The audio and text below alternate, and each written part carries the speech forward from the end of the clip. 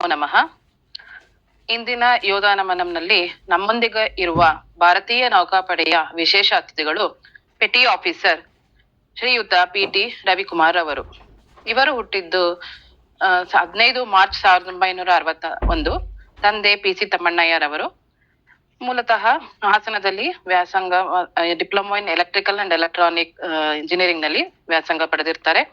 ಇವರು ಪ್ರಸ್ತುತ ನಾಗದೇವನಹಳ್ಳಿ ಕೆಂಗೇರಿಯಲ್ಲಿ ವಾಸವಿದ್ದಾರೆ. ಮೂಲತಃ ಕೊಡವರಾದ ಇವರು ಹಲವು ಭಾಷೆಗಳನ್ನು ಕಲಿತಿದ್ದಾರೆ. ಭಾರತೀಯ ನೌಕಾಪಡೆಯಲ್ಲಿ ಗೌರವಪೂರ್ಣ 15 ವರ್ಷಗಳ ಸುದೀರ್ಘ ಪೂರ್ಣಾವಧಿ ಸೇವೆ ಸಲ್ಲಿಸಿದ್ದಾರೆ. ಪ್ರಸ್ತುತ ಕೊಟಕ್ ಮಹೀಂದ್ರ ಸಂಸ್ಥೆಯಲ್ಲಿ ಹಿರಿಯ ಏಜೆನ್ಸಿ ಪಾಲುದಾರರಾಗಿ ಕಾರ್ಯನಿರ್ವಹಿಸುತ್ತಿದ್ದಾರೆ. ಶ್ರೀಯುತರು ವಿಶೇಷ ಕೌಶಲ್ಯಗಳೆಂದರೆ ರಷ್ಯನ್ ಸೋನಾರ್, ಎಲೆಕ್ಟ್ರಿಕಲ್ ಎಲೆಕ್ಟ್ರಾನಿಕ್ಸ್ ನಲ್ಲಿ ತುಂಬಾ ಆಳವಾದ ಜ್ಞಾನ ಹೊಂದಿದ್ದಾರೆ. ಅಂದ್ರೆ ಇದು ಒಂದು ನೌಕಾಪಡೆಯ ವಿಶೇಷ ಯುದ್ಧ ನೌಕೆ ರಷ್ಯನ್ದು. ಇದರಲ್ಲಿ ಯುದ್ಧ ನೌಕೆ ಸೋನಾರ್ನಲ್ಲಿ 1ನೇ ದರ್ಜೆಯ ನೀರೊಳಗಿನ ನಿಯಂತ್ರಕರಾಗಿ ಕೊಠಡಿಯ ಉಸ್ತುವಾರಿಯನ್ನು ನಿರ್ವಹಿಸಿದ್ದಾರೆ. ಹಾಗೆ ನೌಕಾಪಡೆಯಲ್ಲಿ ನೀರೊಳಗಿರುವ ಶಸ್ತ್ರಾಸ್ತ್ರಗಳು ಮತ್ತು ಮದ್ದುಗುಂಡುಗಳ ದಾಸ್ತಾನು ಲೆಕ್ಕಪತ್ರಗಳನ್ನು ನಿರ್ವಹಿಸುತ್ತಿದ್ದರು. ASW ಅಂದರೆ ಸಬ್ಮರೀನ್ ವಿರೋಧಿ ಯುದ್ಧದ ತಂಡದ ನಾಯಕರಾಗಿ ನಿರ್ವಹಿಸಿದ್ದಾರೆ. ನೀರೊಳಗಿನ ಗುರಿಗಳನ್ನು ಪತ್ತೆ ಹಚ್ಚಿದಾಗ ಸೋನಾರ್ ಕೊಠಡಿಯನ್ನು ನಿಯಂತ್ರಿಸುವುದು ಮತ್ತು ಗುರಿಯನ್ನು ನಿಖರವಾಗಿ ವರ್ಗೀಕರಿಸುವುದು, ಇಂಥ ಸಬ್ಮೆರೀನ್ ಯುದ್ಧ ಬೋಧಕರು, ಆಂಟಿ ಸಬ್ಮೆರೀನ್ ಯುದ್ಧ ಸಂವೇದಕಗಳು, ಶಸ್ತ್ರಾಸ್ತ್ರಗಳು ಮತ್ತು ಉಪಕರಣಗಳ ಸಂಪೂರ್ಣ ಜ್ಞಾನವನ್ನು ಹೊಂದಿದ್ದಾರೆ. ಶ್ರೀಯುತರಿಗೆ ಅನೇಕ ಪ್ರಶಂಸಾ ಪ್ರಮಾಣ ಪತ್ರಗಳು ದೊರೆತಿವೆ. 2ನೇ ಮಹಾಯುದ್ಧದ ಸಮಯದಲ್ಲಿ ಮುಳುಗಿದ್ದ ವಿಮಾನ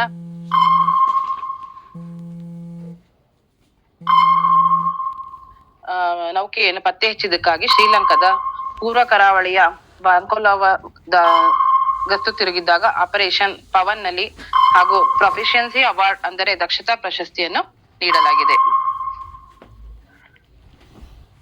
10ನೇ ನಾವಿಕಾ NCC ಬೆಟಾಲಿಯನ್ ನಲ್ಲಿ 2 ವರ್ಷಗಳ ಕಾಲ PI ಸಿಬ್ಬಂದಿಯಾಗಿ ಸೇವೆ ಸಲ್ಲಿಸಿದ್ದಾರೆ.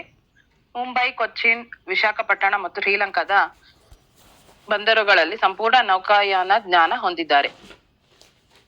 ಗೋವಾದ ಮಡಗಾಂವ್ನಲ್ಲಿ ದೇಶಾದ್ಯಂತದ ಕೆಡೆಟ್ಗಳು ಭಾಗವಹಿಸಿದ್ದ NCCಯ ಪ್ರಮುಖ ರಾಷ್ಟ್ರೀಯ ಭಾವೈಕ್ಯತಾ ಶಿಬಿರ ಸೇರಿದಂತೆ ವಿವಿಧ ಶಿಬಿರಗಳನ್ನು ನಡೆಸಿಕೊಟ್ಟಿರುವುದು ಇವರ ಹೆಗ್ಗಳಿಕೆ. ಶ್ರೀಯುತರು ಭಾಗವಹಿಸಿದ ಯುದ್ಧ ಕಾರ್ಯಾಚರಣೆಗಳು ಯಾವುದಂದ್ರೆ ಆಪರೇಷನ್ ಮದತ್ನಲ್ಲಿ ವಿಶಾಖಪಟ್ಟಣಂ ಸುತ್ತಮುತ್ತಲಿನ ಪ್ರದೇಶದಲ್ಲಿ ನಡೆಸಲಾದ ಪ್ರವಾಹ ಪರಿಹಾರ ಕಾರ್ಯಾಚರಣೆಯಲ್ಲಿ ಪ್ರಮುಖ ಪಾತ್ರ.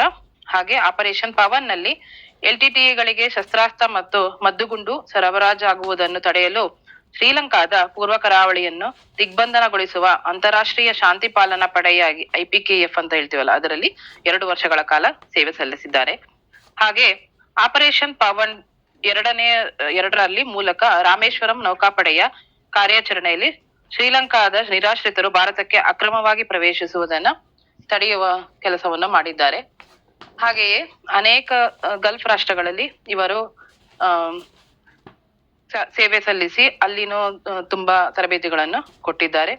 ಇಂದು ನಮ್ಮೊಂದಿಗೆ ಶ್ರೀಯುತ PT ರವಿಕುಮಾರ್ ಅವರ ಅನುಭವಗಳನ್ನು ಕೇಳೋಣ ಅಂತವಲ್ಲಿ. ಧನ್ಯವಾದ.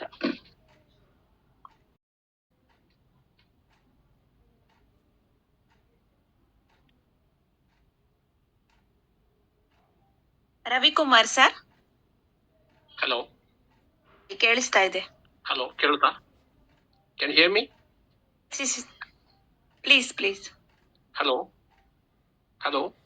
ಕೇಳಿಸ್ತಾ ಇದೆ, ಹಿಯರ್ ಮೀ ಮೇಡಮ್? ಹೌದು ಸರ್, ಕೇಳಿಸ್ತಾ ಇದೆ. ಎಲ್ಲರಿಗೂ ನಮಸ್ಕಾರ. ನಾನು ರವಿಕುಮಾರ್ ಅಂತ. ಮೊದಲಿಗೆ ನಾನು ಮೈತ್ರಿ ಪ್ರತಿಷ್ಠಾನದವರಿಗೆ ವಂದನೆಗಳನ್ನು ಸಲ್ಲಿಸ್ತೇನೆ. ಈ ಯೋಧ ನಮನ ಕಾರ್ಯಕ್ರಮ ನಡೆಸುತ್ತಿರುವುದು ಮತ್ತು ನನ್ನನ್ನು ಈ ಸಭಾ ಭಾಷಣಕ್ಕೆ ಆಹ್ವಾನಿಸಿದ್ದಾರೆ. ಇವರು ಮಾಡ್ತಿರೋ ಯೋಧ ನಮನಲ್ಲಿ 2 ಕಾನ್ಸೆಪ್ಟ್ ಇದೆ. ಒಂದು ಯೋಧ ನಮನ ಮಾಡೋದು, ಇನ್ನೊಂದು ಯೋಧನ ಮನ. 2 ಅದರಲ್ಲೇ ಇದೆ, ಒಂದೇ ವರ್ಡ್ನಲ್ಲಿ. ಯೋಧ ಅಂದ್ರೆ ನಮ್ಮ ಮನದಲ್ಲಿ ಏನಿದೆ ಅಂತ ಎಕ್ಸ್ಪ್ಲೈನ್ ಮಾಡ್ಲಿಕ್ಕೆ ನಮ್ಗೆ ಇದು ಮಾಡಿದ್ದಾರೆ. ನಾನು ಮೂಲತಃ ಕೊಡಗು ಡಿಸ್ಟ್ರಿಕ್ಟ್ನವನು. ನನ್ನ ಎಜುಕೇಶನ್ ಹುಟ್ಟಿದ್ದು ಬೆಳೆದಿಲ್ಲ ಹಾಸನ್ನಲ್ಲಿ. ನನ್ನ ಎಜುಕೇಶನ್ ನಲ್ಲಿ ಚರ್ಚ್ ಆಫ್ ಸೌಂದರ್ಯ ಪ್ರಾಥಮಿಕ ಶಿಕ್ಷಣ, ಮತ್ತೆ ಪ್ರೌಢಶಿಕ್ಷಣ ಸೆಂಟ್ ಜೋಸೆಫ್ ಹೈಸ್ಕೂಲ್ನಲ್ಲಿ ಮತ್ತೆ ನನ್ನ ಫರ್ದರ್ ಕಾಲೇಜು ಪಾಲಿಟೆಕ್ನಿಕ್ ನಲ್ಲಿ ಎಲೆಕ್ಟ್ರಿಕಲ್ ಡಿಪ್ಲೊಮಾ ಮಾಡಿ ಮುಗಿಸಿ ನಾನು 1978ರಲ್ಲಿ ಡಿಸೆಂಬರ್ 26ಕ್ಕೆ ನೌಕಾಪಡೆಗೆ ಭರ್ತಿಯಾದೆ. ನಾನು 1980ಕ್ಕೆ INS ಸರ್ಕಾರ್ ಎಂಬಂತಹ ಒಂದು ನೇವಲ್ ಬೇಸ್ ಅಲ್ಲಿ ಟ್ರೈನಿಂಗ್ ಸ್ಟಾರ್ಟ್ ಆಯ್ತು. ಅಲ್ಲಿ 2 ತಿಂಗಳ ಸುದೀರ್ಘ ಟ್ರೈನಿಂಗ್ ನಂತರ ಆ ಟ್ರೈನಿಂಗ್ ಬೇಸು ಚಿಲ್ಕಾ INS ಚಿಲ್ಕಾ ಒರಿಸ್ಸಾದಿರೋ INS ಚಿಲ್ಕಾ ಎಂಬ ಸ್ಥಳಕ್ಕೆ ಸ್ಥಳಾಂತರಿಸಿತು. ಅಲ್ಲಿ ನಾವು 6 ತಿಂಗಳು ಟ್ರೈನಿಂಗ್ ಮುಗಿಸಿದ ನಂತರ ನಮಗೆ 1 ತಿಂಗಳು ರಜೆ ಕೊಟ್ಟರು. ರಜೆಯ ನಂತರ ನಾವು ಕೊಚ್ಚಿನ್ ನಲ್ಲಿರುವ INS ವಿಂದುರ್ತಿ ಎಂಬಂತಹ ನೌಕಾನೆಲೆಯಲ್ಲಿ ನಮ್ಮ ಟ್ರೈನಿಂಗ್ ಬೇಸ್ ಇದೆ. ಅದು ನಮ್ಮ ಇದಕ್ಕೆ ಸಂಬಂಧಪಟ್ಟ ಟ್ರೇಡ್ಗೆ ಸಂಬಂಧಪಟ್ಟದ್ದು, ಆಂಟಿ ಸಬ್ಮರೀನ್ ವಾರ್ಫೇರ್ ಸ್ಕೂಲ್ ಅಂತ. ಅದರಲ್ಲಿ ನಂದು ಅಂಡರ್ ವಾಟರ್ ಕಂಟ್ರೋಲರ್ ಪೋಸ್ಟ್. ಆ under water controller 3rd rate training ಅನ್ನು ಅಲ್ಲಿ 2 ತಿಂಗಳು ಬೇಸಿಕ್ ಟ್ರೈನಿಂಗ್ ಮುಗಿಸಿ ಮತ್ತೆ ಅಲ್ಲಿಂದ ಫರ್ದರ್ ರಷ್ಯನ್ ಸ್ಟ್ರೀಮ್ ಟ್ರೈನಿಂಗ್ಗೆ ನನಗೆ ವಿಶಾಖಪಟ್ಟಣದಿರೋ INS ಸಾತವಾಹನ ಎಂಬಂತಹ ನೌಕಾನೆಲೆಗೆ ಸ್ಥಳಾಂತರಿಸಿದರು. ಅಲ್ಲಿ 4 ತಿಂಗಳು ಟ್ರೈನಿಂಗ್ ಮಾಡಿದ್ರು. ಅಲ್ಲಿ ಟ್ರೈನಿಂಗ್ ಇದ್ದಾಗ ನಾನು ಎಲ್ಲಾ ತರದ ಸ್ಪೋರ್ಟ್ಸ್ ಆಕ್ಟಿವಿಟೀಸ್ ನಲ್ಲಿ ಆಕ್ಟಿವ್ ಆಗಿದ್ದೆ. ನಾನು ಸ್ಪೆಷಲಿ ಅಥ್ಲೆಟಿಕ್ ಮತ್ತು ಕ್ರಾಸ್ ಕಂಟ್ರಿಲಿ ಒಳ್ಳೆ ಇದಾಗ್ತಿದ್ದೆ. ಆದ್ರಿಂದ ನಾನು ಅಲ್ಲಿಂದ ಕ್ರಾಸ್ ಕಂಟ್ರಿಗೆ ಸೆಲೆಕ್ಟ್ ಆಗಿ ಕಮಾಂಡ್ ಲೆವೆಲ್ ಸೆಲೆಕ್ಟ್ ಆಗಿ ನೇವಿ ಚಾಂಪಿಯನ್ಶಿಪ್ ನ ರೆಪ್ರೆಸೆಂಟ್ ಮಾಡಿದ್ದಾನೆ ಅಲ್ಲಿಂದ ಬಾಂಬೆಯಲ್ಲಿ. ಅಲ್ಲಿಂದ ನಂತರ 1 ತಿಂಗಳು ರಜೆ ಹೋಗಿ 1 ತಿಂಗಳ ರಜೆಯ ನಂತರ ಮತ್ತೆ ಬಂದು ನನ್ನ ಮೊದಲ ಶಿಪ್ INS ನಿಸ್ತಾರ್ ಅದನ್ನ ಜಾಯಿನ್ ಆದೆ. ಅದೊಂದು ಡೈವಿಂಗ್ ಶಿಪ್. ಅದರ ವಿಶಿಷ್ಟತೆ ಏನಂದ್ರೆ ಅದು ಡೈವಿಂಗ್ ಟ್ರೈನಿಂಗ್ ಮಾಡೋದು ಮತ್ತೆ ಸಬ್ಮರೀನ್ ಏನಾದ್ರೆ ಎಮರ್ಜೆನ್ಸಿ ಆದಲ್ಲಿ ಅವ್ರನ್ನ ಹೋಗಿ ರೆಸ್ಕ್ಯೂ ಮಾಡೋದು ಅಂತ ಶಿಪ್ ಅದು. ಅಲ್ಲಿ ಡೈವರ್ಸ್ಗೆ ತುಂಬಾ ಹಾರ್ಡ್ ಲೈಫ್ ಇರ್ತದೆ. ಆದ್ರಿಂದ ಅಲ್ಲಿ 8 ಗಂಟೆಯಿಂದ 1 ಗಂಟೆವರೆಗೂ ಮಾತ್ರ ಕೆಲಸ ಇರ್ತಿತ್ತು. ಇದನ್ನ ಮೇಕ್ ಅಂಡ್ ಮೆನ್ ಡ್ಯೂಟಿ ಅಂತ ಹೇಳ್ತಾರೆ ನೇವಿನಲ್ಲಿ. ಅದರಲ್ಲಿ ನಾವು ಶಿಪ್ ಆಗಿದ್ದು ನನಗೆ ಬೇಕಾದಷ್ಟು ಟೈಮ್ ಇತ್ತು. ಆದ್ರಿಂದ ನಾನು ಸ್ಪೋರ್ಟ್ಸ್ ಆಕ್ಟಿವಿಟೀಸ್ ಅಲ್ಲಿ ಚೆನ್ನಾಗಿ ನಾನು ಇದ್ ಮಾಡಿ ಎಲ್ಲಾ ಕಮಾಂಡ್ ಲೆವೆಲ್ ನಲ್ಲಿ ಇದ್ ಮಾಡ್ತಾ ಇದ್ದೆ. ಅಥ್ಲೆಟಿಕ್ಸ್, ಶೂಟಿಂಗು ಮತ್ತೆ ಕ್ರಾಸ್ ಕಂಟ್ರಿ, ಮ್ಯಾರಥಾನ್ ಇದೆಲ್ಲ ಓಡ್ತಾ ಇದ್ದೆ ನಾನು. ಮತ್ತೆ ಈ ಶಿಪ್ ಎಕ್ಸೈಸ್ ಗೆ ಒಂದು ಅಂಡಮಾನ್ ನಿಕೋಬಾರ್ ಐಲ್ಯಾಂಡ್ಗೆ ಹೋಯ್ತು. ಅಲ್ಲಿ ಅಂಡಮಾನ್ ನಿಕೋಬಾರ್ ಐಲ್ಯಾಂಡ್ ನಲ್ಲಿ ಸುಮಾರು ಐಲ್ಯಾಂಡ್ ಇದೆ. ಆಲ್ಮೋಸ್ಟ್ ಆಲ್ ಮೇಜರ್ ಐಲ್ಯಾಂಡ್ಸ್ ಗೆ ನಾವು ಹೋಗಿದ್ದೇವೆ. ಯಾಕಂದ್ರೆ ನಮ್ಮ ಶಿಪ್ ಡ್ರೈವಿಂಗ್ ಶಿಪ್ ಆದ್ರಿಂದ ಅದು ಶಾಲೋ ವಾಟರ್ ಒಳಗೆ ಸಹ ಹೋಗ್ತದೆ. ಅಲ್ಲಿ ಹೋಗಿ ನಮ್ಮ ಬೋಟ್ ಅನ್ನು ಹಿಡಿದು ಬೋಟ್ ತೆಗೆದುಕೊಂಡು ಹೋಗಿ ಎಲ್ಲಾ ಐಲ್ಯಾಂಡ್ ಗಳನ್ನು ಸುತ್ತಿ ನೋಡಿ ಬಂದಿದ್ದೇವೆ. ಇದೊಂದು ಸುಂದರವಾದ ದ್ವೀಪ ಸಮೂಹ ಅಂತ ಹೇಳ್ಬೋದು. ತದನಂತರ ಅದು ತಿರುಗಿ ವಾಪಸ್ಸು ವಿಶಾಖಪಟ್ಟಣಕ್ಕೆ ಬಂತು. ಅಲ್ಲಿ 3 ವರ್ಷದ ಕಾಲ ಸರ್ವಿಸ್ ನಂತರ ನೆಕ್ಸ್ಟ್ ಇಯರ್ ನಾನು INS ಸರ್ಕಾರ್ ಎಂಬ ಶೋರ್ ಬೇಸ್ಗೆ ಹೋಗಿ ಅಲ್ಲಿ 1 ವರ್ಷ ಇದ್ದೆ. ಅಲ್ಲಿಂದ ನನಗೆ ಮತ್ತೆ under water controller 2nd rate ಟ್ರೈನಿಂಗ್ಗೆ ಕೊಚ್ಚಿನ್ಗೆ ಹೋದೆ. ಅಲ್ಲಿ 2 ತಿಂಗಳು ಟ್ರೈನಿಂಗ್ ನಂತರ ಮತ್ತೆ 4 ತಿಂಗಳು ಟ್ರೈನಿಂಗ್ ವಿಶಾಖಪಟ್ಟಣದಲ್ಲಿ INS ಸಾತವಾಹನ ಅಂತ ಬೇಸ್ ನಲ್ಲಿ ಟ್ರೈನಿಂಗ್ ಮಾಡಿದ್ದು. ಅದಾದ ನಂತರ ನನ್ನ ಟ್ರಾನ್ಸ್ಫರ್ INS ಅಂಬಾ ಶಿಪ್ ಬಾಂಬೆಲಿ ಬಂತು. ಈ ಅಂಬಾ ಒಂದು INS ಅಂಬಾ ಒಂದು ದೊಡ್ಡ ಶಿಪ್, ರಷ್ಯನ್ ಶಿಪ್ ಅದು. ಅದರ ವೈಶಿಷ್ಟ್ಯ ಏನಂದ್ರೆ ಅದು ಸಬ್ಮರೀನ್ಗಳಿಗೆ ತೊಂದರೆ ಆದಲ್ಲಿ ಅವರಿಗೇನಾದ್ರೆ ಡೀಸೆಲ್ ಆರ್ ಇದು ವಾಟರ್ ಆರ್ ಎಲೆಕ್ಟ್ರಿಕಲ್ ಚಾರ್ಜ್ ಮಾಡ್ಬೇಕು. ಅವ್ರದ್ದು ಸಬ್ಮರೀನ್ ಬ್ಯಾಟ್ರಿನಲ್ಲಿ ಓಡುತ್ತೆ. ಎಮರ್ಜೆನ್ಸಿ ಇದ್ದಲ್ಲಿ ಅದು ಹೋಗಿ ಸೀನಲ್ಲಿ ಹೋಗಿ ಅದಕ್ಕೆ ನೀರು, ಡೀಸೆಲ್ ಮತ್ತೆ ಎಲೆಕ್ಟ್ರಿಕ್ ಚಾರ್ಜ್, ಮೆಡಿಕಲ್ ಫೆಸಿಲಿಟೀಸ್ ಮತ್ತೆ ಫುಡ್ ಎಲ್ಲಾನು ಸಪ್ಲೈ ಮಾಡೋಂಥದ್ದು ಒಂದು ಇದು. ಆ ತರ ಶಿಪ್ ಅದು ಅದು ಮಾಡ್ತಾ ಇದ್ದು. ಮತ್ತೆ ನಾನು ಆ ಶಿಪ್ ನಲ್ಲಿ 3 ವರ್ಷ ಟ್ರೈನಿಂಗ್ ಇದು ಸರ್ವಿಸ್ ಮಾಡಿದ್ದೇನೆ. ಮತ್ತೆ ಆ ಶಿಪ್ ಅನ್ನು ಶ್ರೀಲಂಕಾಕ್ಕೆ IPKF ಇದಕ್ಕೆ ಕಳಿಸಿದ್ರು.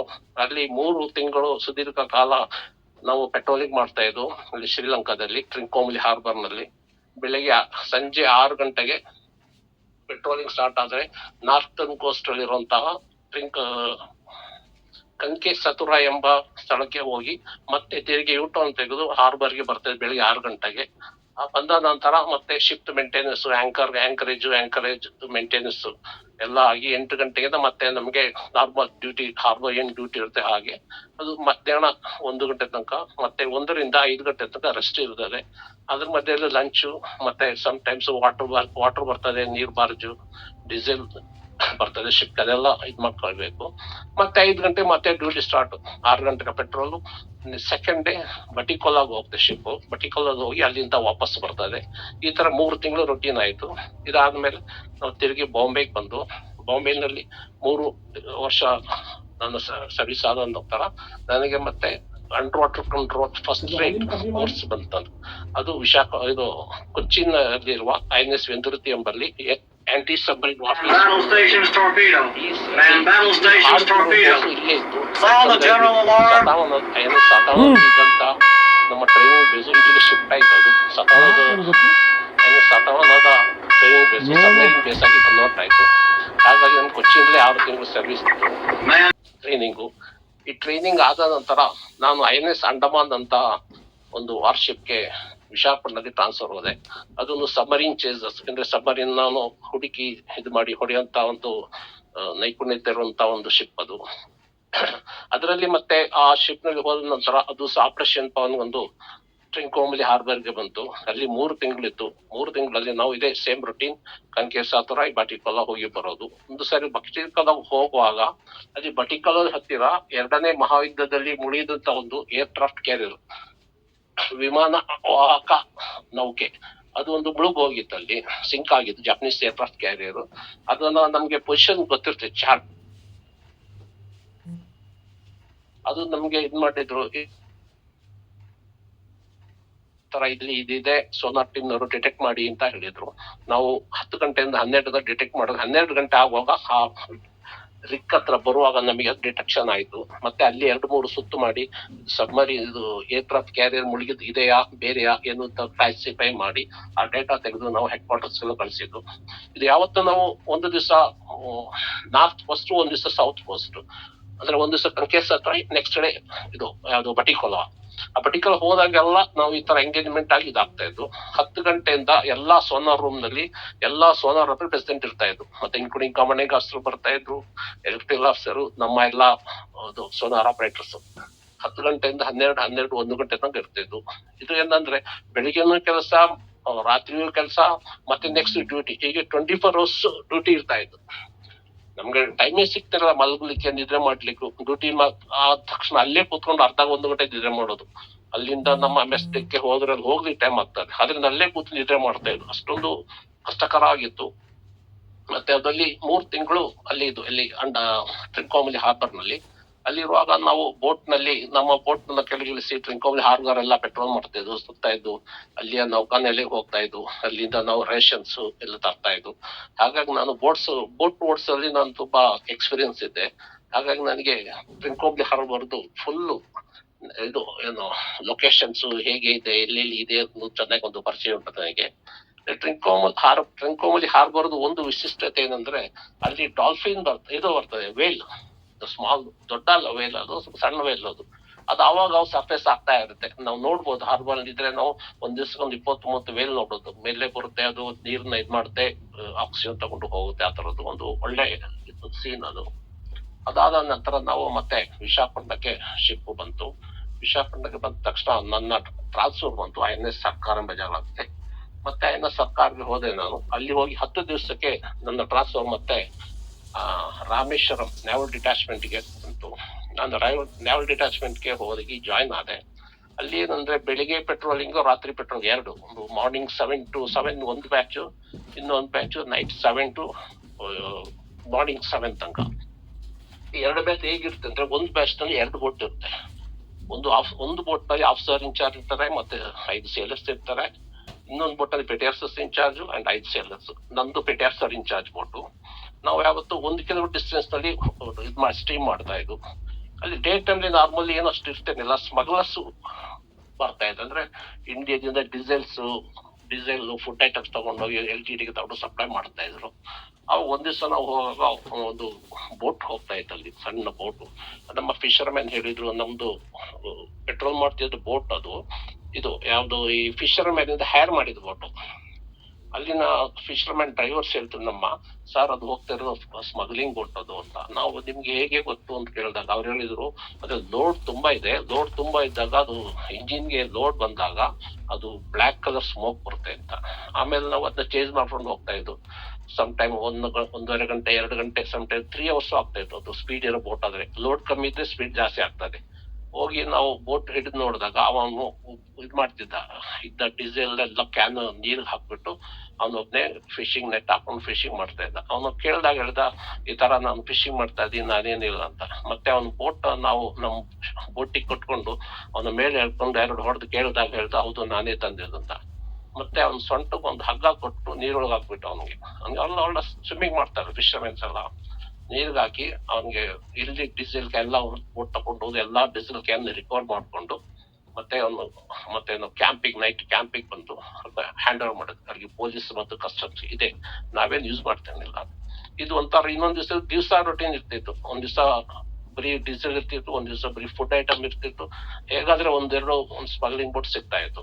ನಮ್ಮ ಆಪರೇಷನ್ ಸ್ಟಾರ್ಟ್ ಆದ್ಮೇಲೆ ಅವ್ರು ಸ್ಮಗಲ್ ಮಾಡೋದು ನಿಲ್ಸಿ ಬೇರೆ ಕಡೆಯಿಂದ ಮಾಡ್ತಾ ಇದ್ರು, ನಾಗಪಟ್ಟ ಆ ಸೈಡ್ ಇಂದ. ಮತ್ತೆ ನೈಟ್ ಅಲ್ಲಿ ಏನಂದ್ರೆ ನೈಟ್ ಪೆಟ್ರೋಲಿಂಗ್ ನಲ್ಲಿ ರಿಫ್ಯೂಜೀಸ್ ಬರ್ತಾ ಇದ್ರು. ಅಲ್ಲಿ ಇದಾದಾಗ ತೊಂದರೆ ಆದಾಗ ಈ ರಿಫ್ಯೂಜಿಗಳು ಇಂಡಿಯಾಕ್ ಬಂದು ಇಲ್ಲಿ ಇನ್ಫ್ಲೇಟ್ ಆಗ್ತಾ ಇದ್ರು. ಅದನ್ನ ತಡೆಗಟ್ಟಲಿಕ್ಕೆ ನಾವು ಇದು ಮಾಡ್ತಾ ಇದ್ವು. ಇವ್ರು ಏನ್ ಮಾಡ್ತಿದ್ರು, ಈ ಶ್ರೀಲಂಕಾ ಬೋಟ್ ಇದು FRP ಬೋಟ್ ಅಲ್ಲಿ ಬರ್ತಾ ಇದ್ರು. FRP ಅಂದ್ರೆ ಫ್ಲೆಕ್ಸಿಬಲ್ ರೈನ್ಫೋರ್ಸ್ ಪ್ಲಾಸ್ಟಿಕ್ ಬೋಟು, ಸಣ್ಣ ಬೋಟು ಪ್ಲಾಸ್ಟಿಕ್ ಬೋಟು. ಅದ್ರೊಂದು ಓವರ್ ಬೋರ್ಡ್ ಮೆಷಿನ್ ಹಾಕಿರ್ತಾರೆ ಹಿಂದೆ ಇಂಜಿನ್, ಅದು ಒಳ್ಳೆ ಸ್ಪೀಡ್ ಹೋಗುತ್ತೆ. ಅದ್ರಲ್ಲಿ ಬಂದವರು ನಮ್ಮ ಈ ರಾಮೇಶ್ವರ ಧನುಷ್ಕೋಟಿ ಇದೆಯಲ್ಲ, ಎಲ್ಲರೂ ಗೊತ್ತು ಧನುಷ್ಕೋಟಿ ಲ್ಯಾಂಡ್ ಸೆಂಡ್ ಅದೇ ಅದು ಲ್ಯಾಂಡ್ ಎಂಡ್. ಅಲ್ಲಿಂದ ಅದು ರಾಮನ ಸೇತುವೆ ಸ್ಟಾರ್ಟ್ ಆಗುತ್ತೆ, ಆಡಮ್ಸ್ ಬ್ರಿಡ್ಜ್ ಅಂತ ಹೇಳ್ತಾರೆ. ಅದೊಂದು ಸಣ್ಣ ಸಣ್ಣ ಸ್ಯಾಂಡ್ ಪ್ಯಾಚಸ್.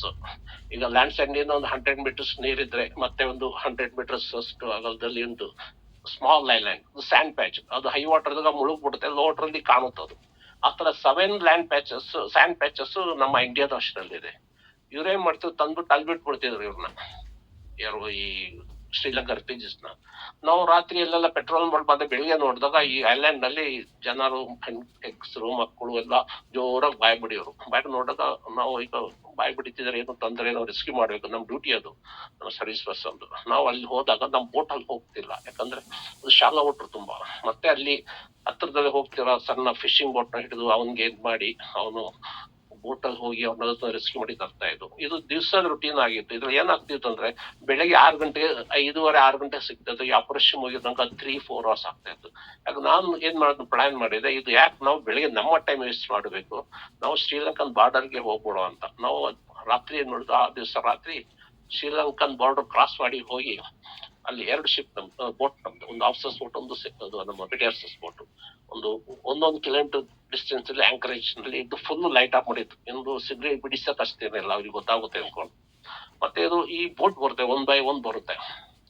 ರಾತ್ರಿ ಒಂದು 2 ಗಂಟೆ ಆಗುವಾಗ ಅವ್ನು ಸೌಂಡ್ ಕಲ್ತು ಹೂ ಅಂತ ಸೌಂಡ್. ಆವಾಗ ನಮ್ಮ ಈ ಫಿಶರ್ ಮ್ಯಾನ್ ಇದ್ದಲ್ಲ ಡ್ರೈವರ್ ನಮ್ಮ ಬೋಟ್ದು, ಅವ್ನು ಹೇಳಿದ ಸಾರ್ ಇದು ಇವ್ರದೇ ಬೋಟ್ ಬರ್ತಾ ಇದೆ ನೋಡಿ, ಸೌಂಡ್ ಕೇಳ್ತಾ ಇದೆ ಅಂತ. ನಾವು ಬೈನಾಕೋರ್ಲಿ ನೈಟ್ ಬೈನಾಕೋರ್ಲಿ ನೋಡಿದಾಗ ಅದು ಈ ಶಿಪ್ ಅದು ಬೋಟ್ ವೇಕ್ ಅಂದ್ರೆ ಬೋಟ್ ಹೋಗೋ ಪ್ರೊಪೆಲ್ಲರ್ ಇದು ಸುತ್ತಲ್ಲ, ಅದ್ರದ್ದು ನೊರೆ ಬಂದಂಗ್ ಬರುತ್ತೆ. ಅದು ಕ್ಲೀನ್ ಆಗಿ ಕಾಣ್ತದೆ. ಈ ಚಂದ್ರನ ಬೆಳಕು ಮತ್ತೆ ನಕ್ಷತ್ರ ಬೆಳಕಿಗೆ ಅದು ಗುಳು ಆಗುತ್ತೆ, ರೇಡಿಯಂ ಗುಳು ಆಗುತ್ತೆ.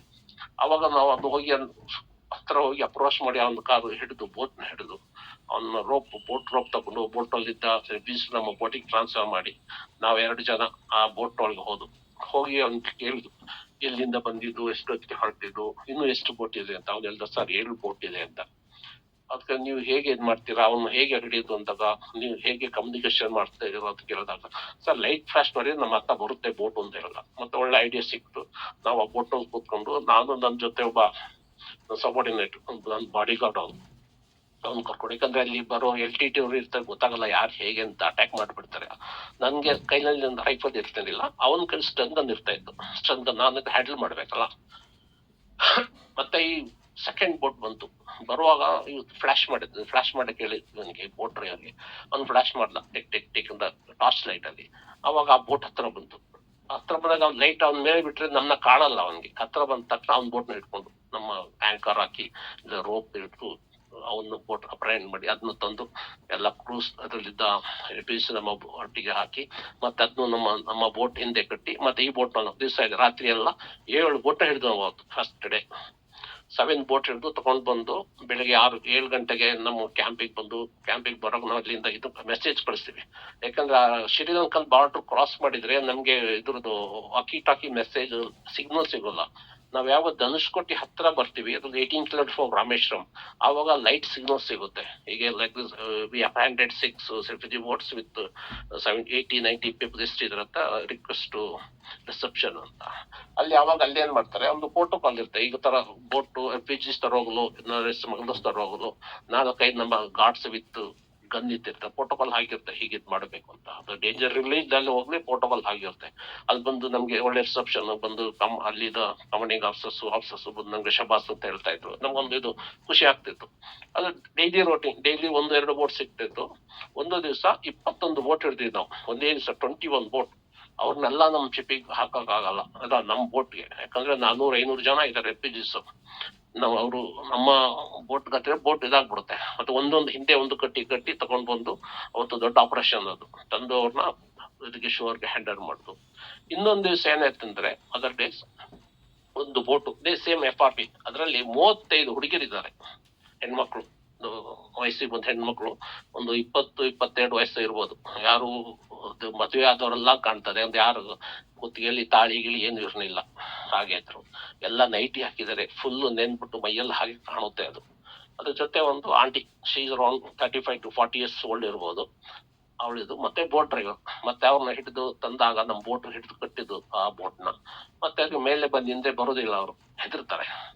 ಮತ್ತೆ ನಮ್ಮ ಫಿಶರ್ ಮ್ಯಾನ್ ಇದೆಲ್ಲ ಡ್ರೈವರ್, ಅವ್ನು ಹೇಳ್ದ, ಸಾರ್ ಅವ್ರು ಇದು ಶ್ರೀಲಂಕಾ ನೇವಿಯರ್ ತಕೊಂಡು ಹೋಗಿ ಅವ್ರನ್ನ ಹಾಳು ಮಾಡ್ತಾರೆ, ಅದಕ್ಕೆ ಅವ್ರು ಹೆದರ್ತಾರೆ ಬರಕ್ಕೆ, ನೀವ್ ಹೇಳಿ ನಾವು ಇಂಡಿಯಾದವ್ರು ಅಂತ.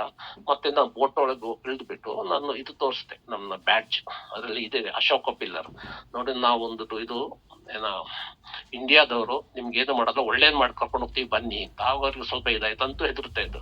ಮತ್ತೆ ನಾವು ಹೆಣ್ಮಕ್ಳನ್ನ ಕೈ ಮುಟ್ಟೋದು ಸರಿ ಇಲ್ಲ, ನಮ್ಮ ರೈಫಲ್ ಇಂದಲೇ ಅವ್ರನ್ನ ಕೈ ಹತ್ರ ಹಾಕಿ ಮೇಲೆ ಬಾ ಅಂತ ರೈಫಲ್ ತೋರಿಸಿದಾಗ ಹೆದರಿ ಬರ್ತಾ ಇದ್ರ ಮೇಲೆ ಎಲ್ಲಾನು ತುಂಬಿಸಿ, ಮತ್ತೆ ಬೋಟ್ ನಲ್ಲಿ ಅವ್ರೊಂದು ದೊಡ್ಡದೊಂದು ಪಾತ್ರೆಯಲ್ಲಿ ನೀರು ಹಾಕಿ ಕಾಯಿಸಿ ಟೀ ಎಲ್ಲ ಮಾಡಿ, ಬ್ಲ್ಯಾಕ್ ಟೀ ಮಾಡಿ ಕುಡಿಸಿದ್ದು. ಸ್ವಲ್ಪ ವಾರ್ಮ್ ಆದ್ಮೇಲೆ ಸ್ವಲ್ಪ ಹ್ಯಾಪಿ ಆದ್ರು ಅವರು. ನನ್ಗೆ ತಮಿಳ್ ಬರ್ತಾ ಇತ್ತು, ನಾನು ಮುಂಚೆಗೂ ಗೊತ್ತಿತ್ತು ತಮಿಳು, ಆದ್ರೆ ಅಲ್ಲೂ ಚೆನ್ನಾಗಿ ತಮಿಳ್ ಕಲ್ತೆ ನಾನು. ಅವರು ಮತ್ತೆ ಅವ್ರದ್ದು ತಮಿಳ್ ಸ್ವಲ್ಪ ಡಿಫ್ರೆಂಟ್, ನಮ್ಮ ಮಂಗಳೂರಿನವ್ರು ಕನ್ನಡ ಮಾತಾಡ್ದಾಗೆ. ಇಲ್ಲಿ ಇಂಡಿಯಾದವ್ರದ್ದು ತಮಿಳ್ ಹೇಗೆ ಅಂದ್ರೆ ನಮ್ಮ ಮಂಡ್ಯದವ್ರು ಕನ್ನಡ ಮಾತಾಡ್ತಾರಲ್ಲ, ರಫ್ ಆಗಿ ಒಂಥರ ಮಾಡೋದು. ಹಾಗಾಗಿ ಅವ್ರಿಗೆ ಗೊತ್ತಾಗುತ್ತೆ ಇಂಡಿಯಾದವ್ರು ಯಾರು, ಶ್ರೀಲಂಕಾದವ್ರು ಯಾರು ಅಂತ. ಮತ್ತೆ ಅವ್ನ ಬಂದು ಹ್ಯಾಂಡಲ್ ಮಾಡಿದ್ದು. ಇನ್ನೊಂದು ದಿವಸ ಒಂದು ಬೋಟ್, ಸ್ವಲ್ಪ ದೊಡ್ಡ ಬೋಟ್, ವುಡನ್ ಬೋಟ್ ಅದು, ಅದರಲ್ಲಿ ಒಂದು 40-50 ಜನ ರೆಫ್ಯೂಜೀಸ್ ಕ್ಯಾರಿ ಮಾಡ್ಕೊಂಡು ಬಂದಿದೆ. ನಾವು ಅವ್ನಿಗೆ ಇದ್ ಮಾಡಿ ವಾರ್ನಿಂಗ್ ಮಾಡಿ ಮುಂದೆ ಹೋಗಿ ಅಡ್ಡಾಗಿ ಇದ್ ಮಾಡಿ ಏನ್ ಮಾಡಿ ಕೇಳಿದ್ರೆ ಅವ್ನು ಹೋಗ್ತಾ ಇದ್ದಾನೆ ಬೋಟ್ ಸ್ಪೀಡ್ ಆಗಿ. ಮತ್ತೆ ನಾನು ಸಬರ್ಡಿನೇಟ್ ಬಾಡಿಗಾರ್ಡ್ ಗಳಿದೆ, 1 ರೌಂಡ್ ಫೈರ್ ಮಾಡಿ ಮೇಲೆ ಅಂತ. 1 ರೌಂಡ್ ಫೈರ್ ಮಾಡ್ದಾಗ ಸ್ವಲ್ಪ ಸ್ಲೋ ಮಾಡ್ದ, ಮತ್ತೇನು ಹೋಗ್ತಿದ್ದ, ಮತ್ತೆ ಬೋಟ್ ಮೇಲೆ ಫೈರ್ ಮಾಡ, ಅಂದ್ರೆ ಬೋಟಿನ ಸ್ವಲ್ಪ ಮೇಲೆ ಯಾರಿಗೂ ಇದಾಗದಾಗೆ. ಮತ್ತೆ ಹೆದರಿ ನಿಲ್ಲಿಸಿದ ಬೋಟ್. ಮತ್ತೆ ಬೋಟ್ ಹೋಗಿ ಒಂದು ಬೋಟ್ ಡ್ರೈವರ್ನ ಹಿಡಿದು ಇದ್ ಮಾಡಿ ಕ್ವಶನ್ ಮಾಡಿದಾಗ ಈ ತರ ರಿಫ್ಯೂಜಿನ್ ಕರ್ಕೊಂಡು ಬರ್ತಿದ್ದಿಂದ, ನೀನ್ ಇಲ್ಲಿ ಬಿಡಬಾರ್ದು, ನೀನ್ ಅಲ್ಲಿ ಕರ್ಕೊಂಡ್ ಬಾ ಅಂತ ಬೇಸ್ ಕ್ಯಾಂಪಿಗೆ ಕರ್ಕೊಂಡು ಬಂದ್ ನಮ್ಮ ಕ್ಯಾಂಪ್ಗೆ. ಅಲ್ಲಿ ಹೋಗಿ ಇದ್ ಮಾಡಿದಾಗ ನಮ್ಮ ಟೀಮ್ ಎಲ್ಲ ರಿಸೀವ್ ಮಾಡಿದ್ರು, ಮತ್ತೆ ಕಸ್ಟಮ್ಸ್ ಪೊಲೀಸ್ಗೆ ಹ್ಯಾಂಡಲ್ ಮಾಡಿದಾಗ ನೆಕ್ಸ್ಟ್ ಡೇ ಗೊತ್ತಾಯ್ತು ಅದರಲ್ಲಿ ಗೋಲ್ಡ್ ಇತ್ತು ಅಂತ. ಗೋಲ್ಡ್ ಸ್ಮಗಲ್ ಮಾಡ್ತಾ ಇತ್ತು, ಗೋಲ್ಡ್ ಸ್ಮಗಲ್ ಮಾಡ್ತಾ ಇದ್ರು. ಮತ್ತೆ ಅವ್ರನ್ನ ಹಿಟ್ಬಿಟ್ಟು ನಮ್ಮ ಹುಡುಗರು ಹೇಳ್ತಾ ಇದ್ರು, ನಾವು ಚೆಕ್ ಮಾಡಿ ನಮ್ಗೆ ಸಿಗ್ತಾ ಇತ್ತು ಗೋಲ್ಡ್ ಏನು ಅಂತ. ಅದಾಗಿ ತಗೊಳೋಗಿಲ್ಲ, ಆತರ ಇದ್ ಮಾಡ್ತಾ ಇದ್ರು. ಈ ತರ ಒಂದು ಆಪರೇಷನ್. ಇನ್ನೊಂದ್ ದಿವಸ ಏನಾಯ್ತು ಅಂದ್ರೆ, ನಾವು ಬೋಟ್ ನಲ್ಲಿ ಡೇ ನಲ್ಲಿ ಪೆಟ್ರೋಲ್ ಮಾಡುವಾಗ, ಇದು ನೈಟ್ ಜರ್ನಿ, ಇದು ಡೇ ನಲ್ಲಿ ಪೆಟ್ರೋಲ್. ನೆಕ್ಸ್ಟ್ ಮಂತ್ ನಲ್ಲಿ ಒಂದು ಬೋಟ್ ಸ್ಮಗ್ಲಿಂಗ್ ಬೋಟ್, ಅದರಲ್ಲಿ 4 ಜನ ಇದ್ದಾರೆ, ಫುಲ್ ಎಲ್ಲ ಐಟಮ್ ತುಂಬಿದ್ದಾರೆ, ಸ್ಮಗ್ಲಿಂಗ್ ಐಟಮ್ಸ್ ಎಲ್ಲ. ಅಲ್ಲಿ ಎಲ್ಲ ನಾವೇನ್ ಮಾಡ್ತೀವಿ ಅಂದ್ರೆ, ಒಂದು ಬೋಟ್ ನಲ್ಲಿ ಆ ಬೋಟ್ ನಮ್ ಬೋಟ್ ಕಟ್ಬಿಟ್ಟು ಎಲ್ಲಾರನ್ನು ಹಿಂದೆ ಕೂರಿಸಿ ಗನ್ ಪಾಯಿಂಟ್ ಅಲ್ಲಿ ಒಬ್ಬನ ಮಾತ್ರ ನಾವು ಮುಂದೆ ಕರ್ಕೊಂಡು ಹೋಗ್ತಿದ್ದೆ, ಪ್ಲಸ್ ನನ್ನ ಬಾಡಿ ಗಾರ್ಡ್ ಅವ್ನ್ ಗನ್ ಪಾಯಿಂಟ್ ಅಲ್ಲಿ ಇರ್ತಿದ್ದ. ಹಂಗೆ ಕ್ವಶನ್ ಕೇಳೋದು, ಅವ್ರು ಹೇಳುದಿಲ್ಲ, ನಾರ್ಮಲ್ ಯಾರು ಹೇಳೋಲ್ಲ. ಅದಕ್ಕೆ ಹೇಗ್ ಮಾಡ್ತಿದ್ರೆ, ಒಂದು ರೀಪರ್ ಪಟ್ಟಿ ಬರುತ್ತಲ್ಲ, ಅದಕ್ಕೊಂದು ಮಳೆ ಹೊಡೆದಿದ್ದು. ಆ ಮಳೆಯನ್ನು ಹೊಡೆಯೋ ಹಾಗೆ ತೋರ್ಸೋದು ನನ್ಗೆ. ಅದ್ರ ಮಳೆಗೆ ಹೊಡೆಯಲ್ಲ, ಹಿಂದೆಯಿಂದ ಹೊಡೆಯೋದು, ಜೋರ ಹೊಡಿತಿರ್ಲಿಲ್ಲ, ಮೆಲ್ಲೆ ಹೊಡೆಯೋದು. ಆಗ ಅದು ಮಳೆ ತೋರ್ಸಾಗ ಹೆದರ್ತಿದ್ದವ. ಆಗ ಏನ್ ಮಾಡ್ತಾ ಇಲ್ಲ ಹೇಳ್ಬಿಡ್ತೆ, ಏನು ಅದು ಇಲ್ಲಿ ಅಂತ. ಆಗ ಅವನದ್ದು, ಸರ್ ನಾವಲ್ಲ, ಅವನೇ ಇನ್ಚಾರ್ಜ್ ನನ್ಗೆ. ಅದ್ರದ್ದು ಹುಡುಗ ಆಯ್ತು, 19 ವಯಸ್ಸು ಹುಡುಗ, ಅವನೇ ಇನ್ಚಾರ್ಜ್ ಅಂತ. ಅವನು, ನಾನು ಪಾಪ ಇವನು ಸಣ್ಣ ಹುಡುಗ ಏನು ಗೊತ್ತಿಲ್ಲ ಅಂತ ಅವನ್ ಬೋಟ್ ಒಳಗೆ ಕೂರಿಸಿ ಹಿಂದೆ ಇದಾಗಿದ್ದು.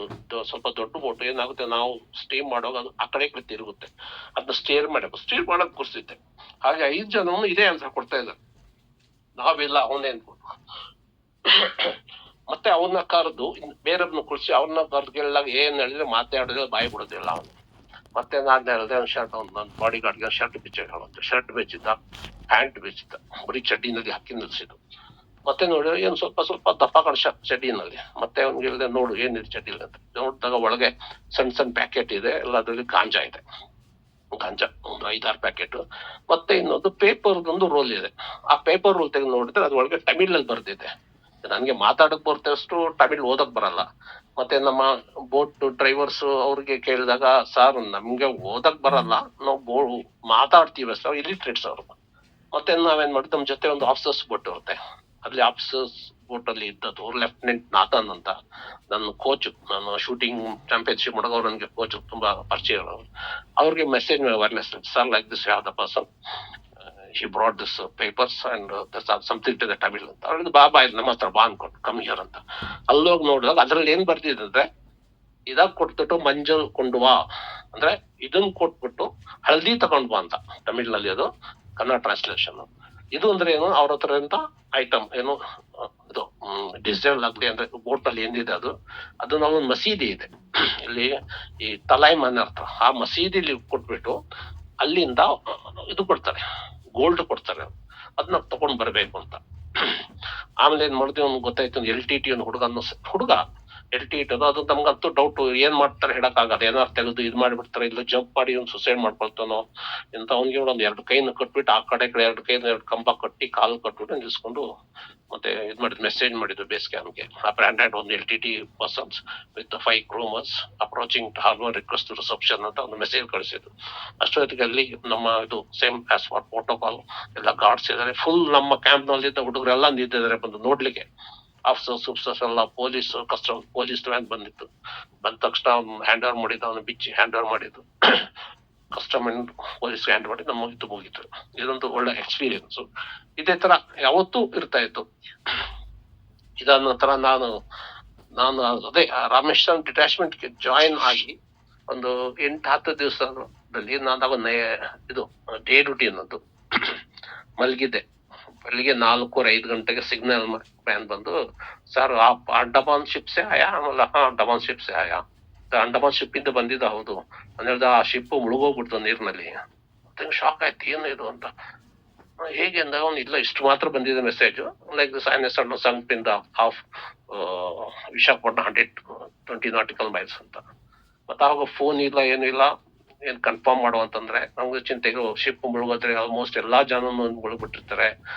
ಅದು ಒಂದು ಶಿಪ್ ನಲ್ಲಿ ಏನಂದ್ರೆ, ನೇವಿನಲ್ಲಿ ಒಂದು ಶಿಪ್ ನಲ್ಲಿರೋ ಒಂದು ಫ್ಯಾಮಿಲಿ ಇದ್ದಾಗೆ, ಒಂದು ನಮ್ಮ ಫ್ಯಾಮಿಲಿ ಮೆಂಬರ್ಸ್ ಎಷ್ಟು ಇದಾಗಿರೋದು ಅದಕ್ಕಿಂತ ಜಾಸ್ತಿ ಒಂದು ಅಫೆಕ್ಷನ್ಸ್ ಇರ್ತದೆ. ಒಬ್ಬ ಲೀವ್ ಹೋದ್ರು ಅಷ್ಟೇ, ಲೀವ್ ಬಂದ್ರು ನಾವಷ್ಟು ರಿಸೆಪ್ಷನ್ ಹಾಗಿರುತ್ತೆ. ಹೋದಾಗ ಎಲ್ಲರೂ ಕಳಿಸ್ಲಿಕ್ಕೆ ಹೋಗ್ತಾರೆ, ಬರೋವಾಗ ಎಲ್ಲರೂ ಕರ್ಕೊಂಡು ಬರ್ಲಿಕ್ಕೆ ಬರ್ತಾರೆ. ಆತರ ಒಂದು ಅಭಿಮಾನ ಇರುತ್ತೆ. ಮತ್ತೆ ಒಂದು 3-4 ಡೇಸ್ ಆದ್ಮೇಲೆ ಮತ್ತೆ ಸಿಗ್ನಲ್ ಬಂತು, 14 ಮೆಂಬರ್ಸ್ ಇಂದ ಅಂಡಮಾನ್ ಅಂಡ್ ದೇಮ್. ಇದ್ದಿದ್ದು 115 ಜನ, 110 ಜನ ಬದುಕಿದ್ದ, 101 ಜನ ಬದುಕಿದ್ದಾರೆ, 14 ಜನ ತಿಳ್ಕೊಂಡ್ಬಿಟ್ಟಿದ್ದಾರೆ, ಇಲ್ಲಿ ಮುಳುಗೋಗಿದ್ದಾರೆ ಅಂತ. ಅದು ನೋಡಿದಾಗ ಅದ್ರಲ್ಲಿ ನಂದು 1-2-3 ಕ್ಲೋಸ್ ಫ್ರೆಂಡ್ಸ್ ಇದ್ರು. ಮತ್ತೆ ನನ್ನ ರಿವ್ಯೂ ಮಾಡಿದಂತ ಲಾರೆನ್ಸ್ ಅಂತ, ಅದೇ under water control first rate ನಾನು ಸಹ ನನ್ನ ಸೋಲಾರ್ ಆಪರೇಟರ್ ರಿವ್ಯೂ ಮಾಡ್ದ. ಅವ್ನು ತಿರ್ಕೊಂಡ್ಬಿಟ್ಟಿದ್ದಾಗ ಎಲ್ಲ ಹೇಳ್ತಿದ್ದಾರೆ, ತುಮ್ ಜನ ಜಾತಾತ ಅಂತ. ಅಂದ್ರೆ ಅವ್ನ್ ಪುಷಲ್ ಇದ್ರೆ ನಾನು ಹೋಗ್ತಿದ್ದು ಅಂತ ಒಂದು ತಮಾಷೆ ಮಾಡ್ತಾ ಇದ್ರು. ಅದೊಂದು ದುಃಖಕರದ ಸಂಗತಿ, ನನ್ನ ಜೀವನದಲ್ಲಿ ದುಃಖಕರದ ಅಂತ ಸಂಗತಿ ಅದು. ಮತ್ತೆ ಅಲ್ಲಿಂದ ಶಿಪ್ ವಿಶಾಖಪಟ್ಟಣ ಹೋಯ್ತು. ವಿಶಾಖಪಟ್ಟಣ ಹೋದ್ಮೇಲೆ ನನ್ನ ಟ್ರಾನ್ಸ್ಫರ್ ಅಲ್ಲಿಂದ ಕಾರವಾರ್ಗೆ ಟ್ರಾನ್ಸ್ಫರ್ ಬಂತು. Karwar NCC 10th Battalion Naval NCC Karwar. ಅದು ಅಲ್ಲಿ ಕರ್ನಾಟಕದಲ್ಲಿ ಇರೋದು ಖುಷಿ ಆಯ್ತು. ಕರ್ನಾಟಕದಲ್ಲಿ ಹೋದೆ, ಕನ್ನಡ ಮಾತಾಡೋದು, ಕನ್ನಡ ಜನ ಇರ್ತಾರೆ ಅದೊಂದು ಅಭಿಮಾನದಲ್ಲಿ ಒಂದು ಅಲ್ಲಿ ಚೆನ್ನಾಗಿತ್ತು. ದಿವಸ ನಾವು ಟೈಮ್ ಏನಂದ್ರೆ, ದಿವಸ ಒಂದೊಂದು ಸ್ಕೂಲ್ ಹೋಗ್ಬೇಕು. ಬೆಳಿಗ್ಗೆ ಒಂದು ಸ್ಕೂಲ್, ಸಂಜೆ ಒಂದು ಸ್ಕೂಲ್. ಅದ್ರಲ್ಲಿ ಮತ್ತೆ ಔಟ್ ಸ್ಟೇಷನ್ ಒಂದು ಈ ಬೆಲ್ಟ್ ಇದೆ, ಯಾವುದು ಈ ಭಟ್ಕಲ್ ಬೆಲ್ಟ್, ಭಟ್ಕಲ್, ಹೊನ್ನಾವರ, ಕುಮಟಾ, ಇವು 3 ಸ್ಕೂಲ್ಗೆ ಹೋಗ್ಬೇಕು. ಅದು ನಾನ್ ನಾರ್ಮಲ್ ಅಲ್ಲೇ ಸೆಲೆಕ್ಟ್ ಮಾಡ್ತಾ ಇದ್ದೆ ಹೋಗ್ಲಿಕ್ಕೆ. ಯಾಕಂದ್ರೆ ಮನೇಲಿ ಅಡಿಗೆ ಮಾಡ್ಲಿಕ್ಕೆ, ನಾನು ಬ್ಯಾಚುಲರ್ ಅವಾಗ, ಸಪ್ರೇಟ್ ಮನೆ ಮಾಡಿದ್ದೆ. ಅಡಿಗೆ ಮಾಡ್ಲಿಕ್ಕೆ ಕಷ್ಟ. ಅಲ್ಲಿ ಹೋದ್ರೆ ಹೋಟೆಲ್ ಊಟ ಮಾಡ್ಬೋದು, ಅದು ನಮ್ಗೆ ರಿಯಂಬರ್ಸ್ಮೆಂಟ್ ಸಿಗುತ್ತೆ. ಅಲ್ಲಿ ಹೋಗಿ ನಾನು ಯಾವತ್ತು ಆ ಬೆಲ್ಟ್ ನಲ್ಲಿ ಕಾನ್ಸಂಟ್ರೇಟ್ ಮಾಡ್ತಾ ಇದ್ದೆ. ಮತ್ತೆ ಇಲ್ಲಿ ಬಂದೆ, ಕಾರವಾರ ಬಂದು ಅಲ್ಲಿನೂ ಇದು ಮಾಡ್ತಾ ಇದ್ವು. ಮತ್ತೆ ನಮ್ದು ಧಾರವಾಡ, ಹುಬ್ಳಿ, ಹಳಿಯಾಳ್ ಅಲ್ಲಿ ಸಹ ಹೋಗ್ತಾ ಇದ್ವಿ ನಾವು. ಮತ್ತೆ ನಮ್ಮ ಸ್ಯಾಲ್ರಿಗೆಲ್ಲ ನಾವು ಗೋವಾಕ್ ಹೋಗ್ಬರ್ಬೇಕಾಗತ್ತೆ. ಹಾಗಾಗಿ ಮೂವ್ಮೆಂಟ್ಸ್ ಚೆನ್ನಾಗಿರ್ತಿತ್ತು ಅಲ್ಲಿ. ಮತ್ತೆ 1 ವರ್ಷ ಆದ್ಮೇಲೆ ನನ್ಗೆ ಮದುವೆ ಆಯ್ತು. ಮದುವೆ ಆದ ತಕ್ಷಣ ನನ್ಗೆ ಡಿಸೆಂಬರ್ 4ಕ್ಕೆ ಮದುವೆ ಆಯ್ತು, 1992ಕ್ಕೆ. ನಾನು 92ಕ್ಕೆ ಮತ್ತೆ ನಾನು ಇದಕ್ ಬಂದು ಮದುವೆ ಮಾಡಿ ವಾಪಸ್ ಬಂದೆ ಇಲ್ಲಿಗೆ, ಯಾವುದು ಕಾರವಾರಕ್ಕೆ. 2ನೇ ತಾರೀಕು ಮದುವೆ ಆಗಿದ್ದು, 6ನೇ ತಾರೀಕು ಬಾಬ್ರಿ ಮಸ್ಜಿದ್ ಆಯ್ತು. ಮತ್ತೆ ಇದು ತುಂಬಾ ಪ್ರಾಬ್ಲಮ್ ಇತ್ತು, ಹೋಗ್ಲಿಕ್ಕೆ ಕಷ್ಟ ಅಂತ ಒಂದು 10ನೇ ತಾರೀಕು ಬಸ್ ಬಂದ್ಬಿಟ್ಟೆ ಕಾರವಾಗೆ. ಬಂದ ತಕ್ಷಣ ನಂದು ಟ್ರಾನ್ಸ್ಫರ್ ಬಂದಿದೆ ಡೆಲ್ಲಿಗೆ, ನೇವಲ್ ಹೆಡ್ ಕ್ವಾರ್ಟರ್ಗೆ. ಅದು ಮೇಲ್ ಜಾಯಿನ್ ಆಗ್ಬೇಕು. 4 months ಕಾರ್ವಾಲ್ ಇದು. ಮತ್ತೆ ಹೋಗಿದ್ದೆ ಡೆಲ್ಲಿಗೆ ಹೋದಾಗ ಅಲ್ಲಿ ಅಕೊಮಡೇಷನ್ ಪ್ರಾಬ್ಲಮ್, ಫ್ಯಾಮಿಲಿ ಅಕೊಮಡೇಷನ್. ಹೇಗೆ ಅಂದ್ರೆ ಎಷ್ಟು ಕಷ್ಟ ಇರುತ್ತೆ ಅಕೊಮಡೇಷನ್ ಅಂದ್ರೆ, ಸಿಗೋದೇ ಕಷ್ಟ ಅಕೊಮಡೇಷನ್. ಒಂದು 2 bedroom ಫ್ಲಾಟ್ ನಲ್ಲಿ ಒಂದು 2 bedroom ಇರುತ್ತೆ, ಒಂದು ಹಾಲ್ ಇರುತ್ತೆ. 2 bedroom ಅಲ್ಲಿ ಒಂದೊಂದು ಫ್ಯಾಮಿಲಿ, ಹಾಲ್ ಒಂದೊಂದು ಫ್ಯಾಮಿಲಿ, 3 ಫ್ಯಾಮಿಲಿ ಹೀಗೆ ಇರುತ್ತೆ. ಮತ್ತೆ ಒಂದು ಕಿಚನ್, ಒಂದು ಬಾತ್ರೂಮ್, ಜನರಲ್ 3 ಜನಕ್ಕೆ ಅದೇನೆ. ಯಾವ್ದು ತೊಂದರೆ ಇಲ್ದಲೆ ಜಗಳ ಮಾಡಿದ್ರೆ ಉಪಯೋಗಿಸ್ಬೇಕು. ಹೆಂಗಸರು ಗೊತ್ತುಂಟು ನಾರ್ಮಲಿ ತೊಂದರೆ ಮಾಡ್ತಾರೆ ಅಂತ. ಆದ್ರೂ ಅದು ನನ್ಗೆ ಸರಿ ಬರ್ಲಿಲ್ಲ, ಯಾಕಂದ್ರೆ ನಮ್ಮ ಮನೆಯಲ್ಲೆಲ್ಲ ಆತರ ಇದು ಮಾಡಿ ಅಭ್ಯಾಸ ಇಲ್ಲ ನಮ್ಮ ಹೆಂಗಸರಿಗೆ. ಮತ್ತೆ 1 ತಿಂಗಳಿದ್ದು ಮತ್ತೆ ಲೀವ್ ಬರ್ಬೇಕು, ಲೀವ್ ತಂದು ಇವ್ರನ್ನ ಡ್ರಾಪ್ ಮಾಡ್ಬಿಟ್ಟೆ ವೈಫ್ನ. ಶಿ ವಾಸ್ ಪ್ರೆಗ್ನೆಂಟ್ ಆ ಟೈಮ್. ಡ್ರಾಪ್ ಮಾಡಿ ಮತ್ತೆ ನಾನು ವಾಪಸ್ ಡೆಲ್ಲಿಗೆ ಹೋದೆ. ಅಲ್ಲಿ ಹೋದಾಗ ನಮ್ಗೆ ಈ ಸರ್ವಿಸ್ ಬಿಡುವಾಗ, ಅದು 93 ಹೋಗಿದ್ದು, ಬಿಡುವಾಗ ನಮ್ಗೆ 1 year ಕೋರ್ಸ್, ರೀಸೆಟಲ್ಮೆಂಟ್ ಕೋರ್ಸ್ ಅಂತ IT ನಲ್ಲಿ ಕೋರ್ಸ್ ಕೊಡ್ತಾರೆ, ರೀಸೆಟಲ್ಮೆಂಟ್ ಕೋರ್ಸ್ ಅಂತ. ಅದಕ್ಕೆ ನೋಡ್ರೆ ನನ್ನ ಈ ಅಂಡಮಾನ್ ಶಿಪ್ ನಲ್ಲಿ ಕಮಾಂಡಿಂಗ್ ಆಫೀಸರ್ ಅವರು ಡೆಲ್ಲಿನಲ್ಲಿ ನನ್ನ ಮೀಟ್ ಮಾಡಿ ತುಂಬಾ ಇದ್ ಮಾಡಿದ್ರು. ಶಿಪ್ ಎಲ್ಲ ಇದ್ದಾಗ ಅವರು ತುಂಬಾ ಬೇಜಾರು ಮಾಡಿದ್ರು. I mean devil headquarter, anything you want help I give you ಅಂತ. ಏನ್ ಹೆಲ್ಪ್ ಬೇಕು ಹೇಳು ನಾನು ಮಾಡ್ಕೊಡ್ತೀನಿ ಅಂತ. ನಾನು ಸರ್ ನನ್ಗೆ ಇದು ಬೇಕು, ಟ್ರೈನಿಂಗ್ ಕೋರ್ಸ್ ಬೇಕು. ಏಕೆ ಅದಕ್ಕೆ ಹೋಗ್ತೇನೆ ನೀನು? ಒಳ್ಳೆ ಶಿಪ್ ನೀನು ಪ್ರೊಫೆಷನಲ್ ಮ್ಯಾನ್, ದೊಡ್ಡ ಶಿಪ್ ಹೋಗು, ರಾಜಪುತ್ರ ಶಿಪ್ ಹೋಗು, ಒಳ್ಳೆ ಇದು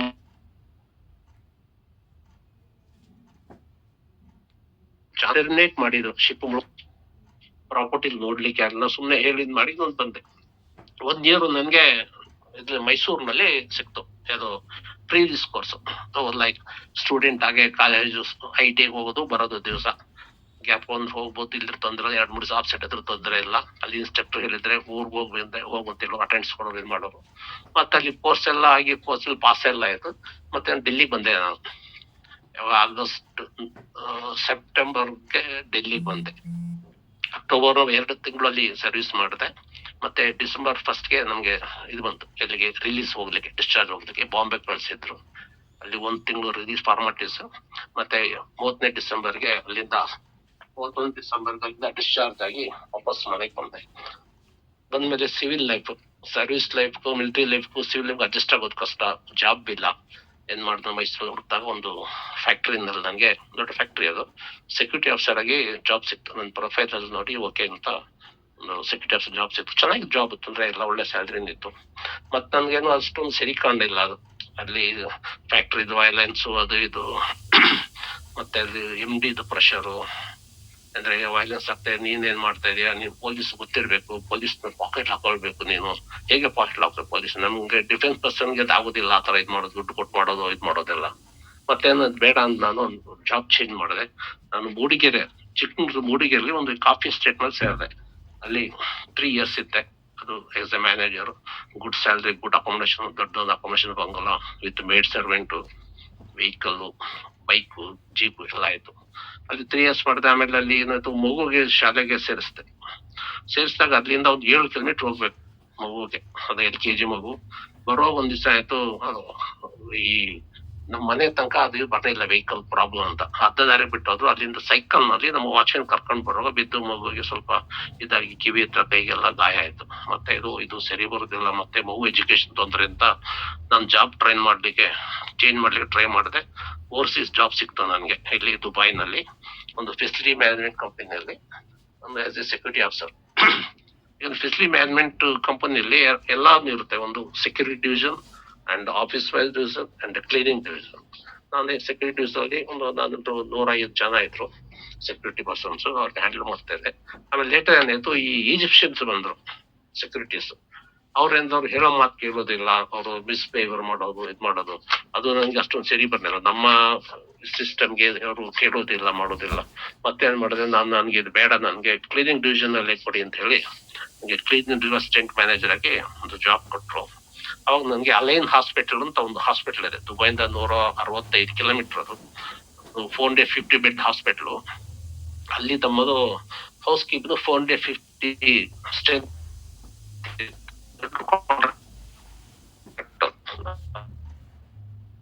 ಕಂಪನಿ ಮೇಂಟೈನ್ ಮಾಡ್ಕೊಂಡು ಬಂದಿತ್ತು. ಅದರಲ್ಲಿ 450 ಅಂದ್ರೆ cleaners, female male, supervisor and ನನ್ಗೆ ಸೇರಿ 450 ಜನ.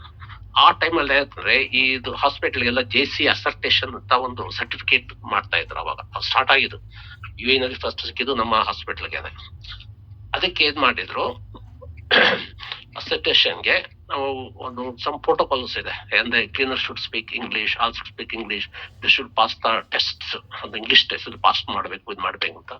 ನಾನು ಹೋಗಲ್ ಜಾಯ್ನ್ ಆದಾಗ ಸುಮಾರು ಇದು ಅಲ್ಲಿ ಸಪೋರ್ಟ್ ಸರ್ವಿಸ್ ಅಲ್ಲಿ ಎಲ್ಲ ಹೆಣ್ಮಕ್ಳು, ನಮ್ಮ ಅರಬಿ ಹೆಣ್ಮಕ್ಳು, ವೆಲ್ ಎಜುಕೇಟೆಡ್ ಅವರೆಲ್ಲ, ಅವಳು ಇಂಗ್ಲಿಷ್ ಮಾತಾಡೋರು. ಅವ್ರು ಇದ್ರು, you want your person should speak English, ನೀವು ಸ್ಪೀಕ್ ಇಂಗ್ಲಿಷ್, ನೋ ಪ್ರಾಬ್ಲಮ್. ಹುಡುಗರಿಗೆಲ್ಲ ಹೇಳಿದೆ ವಾಟ್ ಇಸ್ ಯುವರ್ ನೇಮ್ ಹೇಳ್ತಾರೆ, ಯಾವ ಊರು, ಹಾಗೆ 2-3 ಕೇಳೋದು. ಯಾರು ಮಾತಾಡ್ತೀವಿ, ನೀವು ಮಾತಾಡ್ತಿರ್ತಾರೆ ಅವರು. ಅವ್ರಿಗೆ ಹೇಳ್ಕೊಟ್ಟಿದೆ what is your name, your from where, what is your father name, what is mother name, what is brother. It's of English ಅಂತ. ಅವ್ರಿಗೆ ಇಂಗ್ಲಿಷ್ ಬರ್ತಿಲ್ಲ ಬೇರೆ ಜನಕ್ಕೆ. ಅದಾಯ್ತು, ಮತ್ತೆ ಇಂಗ್ಲಿಷ್ ಎಕ್ಸಾಮ್ ಪಾಸ್ ಮಾಡ್ತಾ ಅವ್ರು ಏನ್ ಮಾಡಿದ್ರು, ನಾನು ಇಲ್ಲದೆ ಇದ್ದಾಗ ಸಪೋರ್ಟ್ ಸರ್ವಿಸ್ನವರು ಎಕ್ಸಾಮ್ ಮಾಡಿ ಒಂದು 10-15 ಜನಕ್ಕೆ ಪಾಸ್ ಮಾಡಿದ್ದಾರೆ, ಓದಿದ ಹುಡುಗರು, ಸ್ವಲ್ಪ ಎಜುಕೇಟೆಡ್ ಹುಡುಗರು. ಇಷ್ಟೇ ಜನ ಇರೋದು 450 ಜನಕ್ಕೆ ಇದು ಮಾಡ್ಬೇಕು, ಇದು ಚೇಂಜ್ ಮಾಡಬೇಕು ಅಂತ. ನೋಡಿ, ಓಕೆ, ವಿಲ್ ಡೂ ಇಟ್. ನಾ ಏನ್ ಮಾಡಿದೆ, ಈ ಆಫೀಸ್ ನಲ್ಲಿ, ಸಪೋರ್ಟ್ ಸರ್ವಿಸ್ ಆಫೀಸ್ ನಲ್ಲಿ ನಂದು 4 ಆಫೀಸ್ ವೈಸ್ ಕೆಲಸ ಮಾಡ್ತಾ ಇದ್ರು.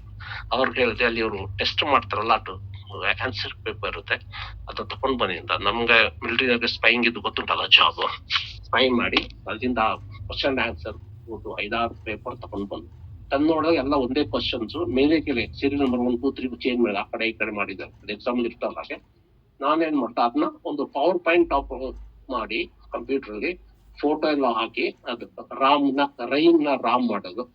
ಆತರ ಆಕ್ಸ್ ಇದ್ರೆ ಅದನ್ನ, ಇದು ಅಲ್ಲಿ ಕ್ಯಾಮಲ್ ಇದ್ರೆ ಇಲ್ಲಿ ಹಾರ್ಸ್ ಅಂತ ಮಾಡೋದು.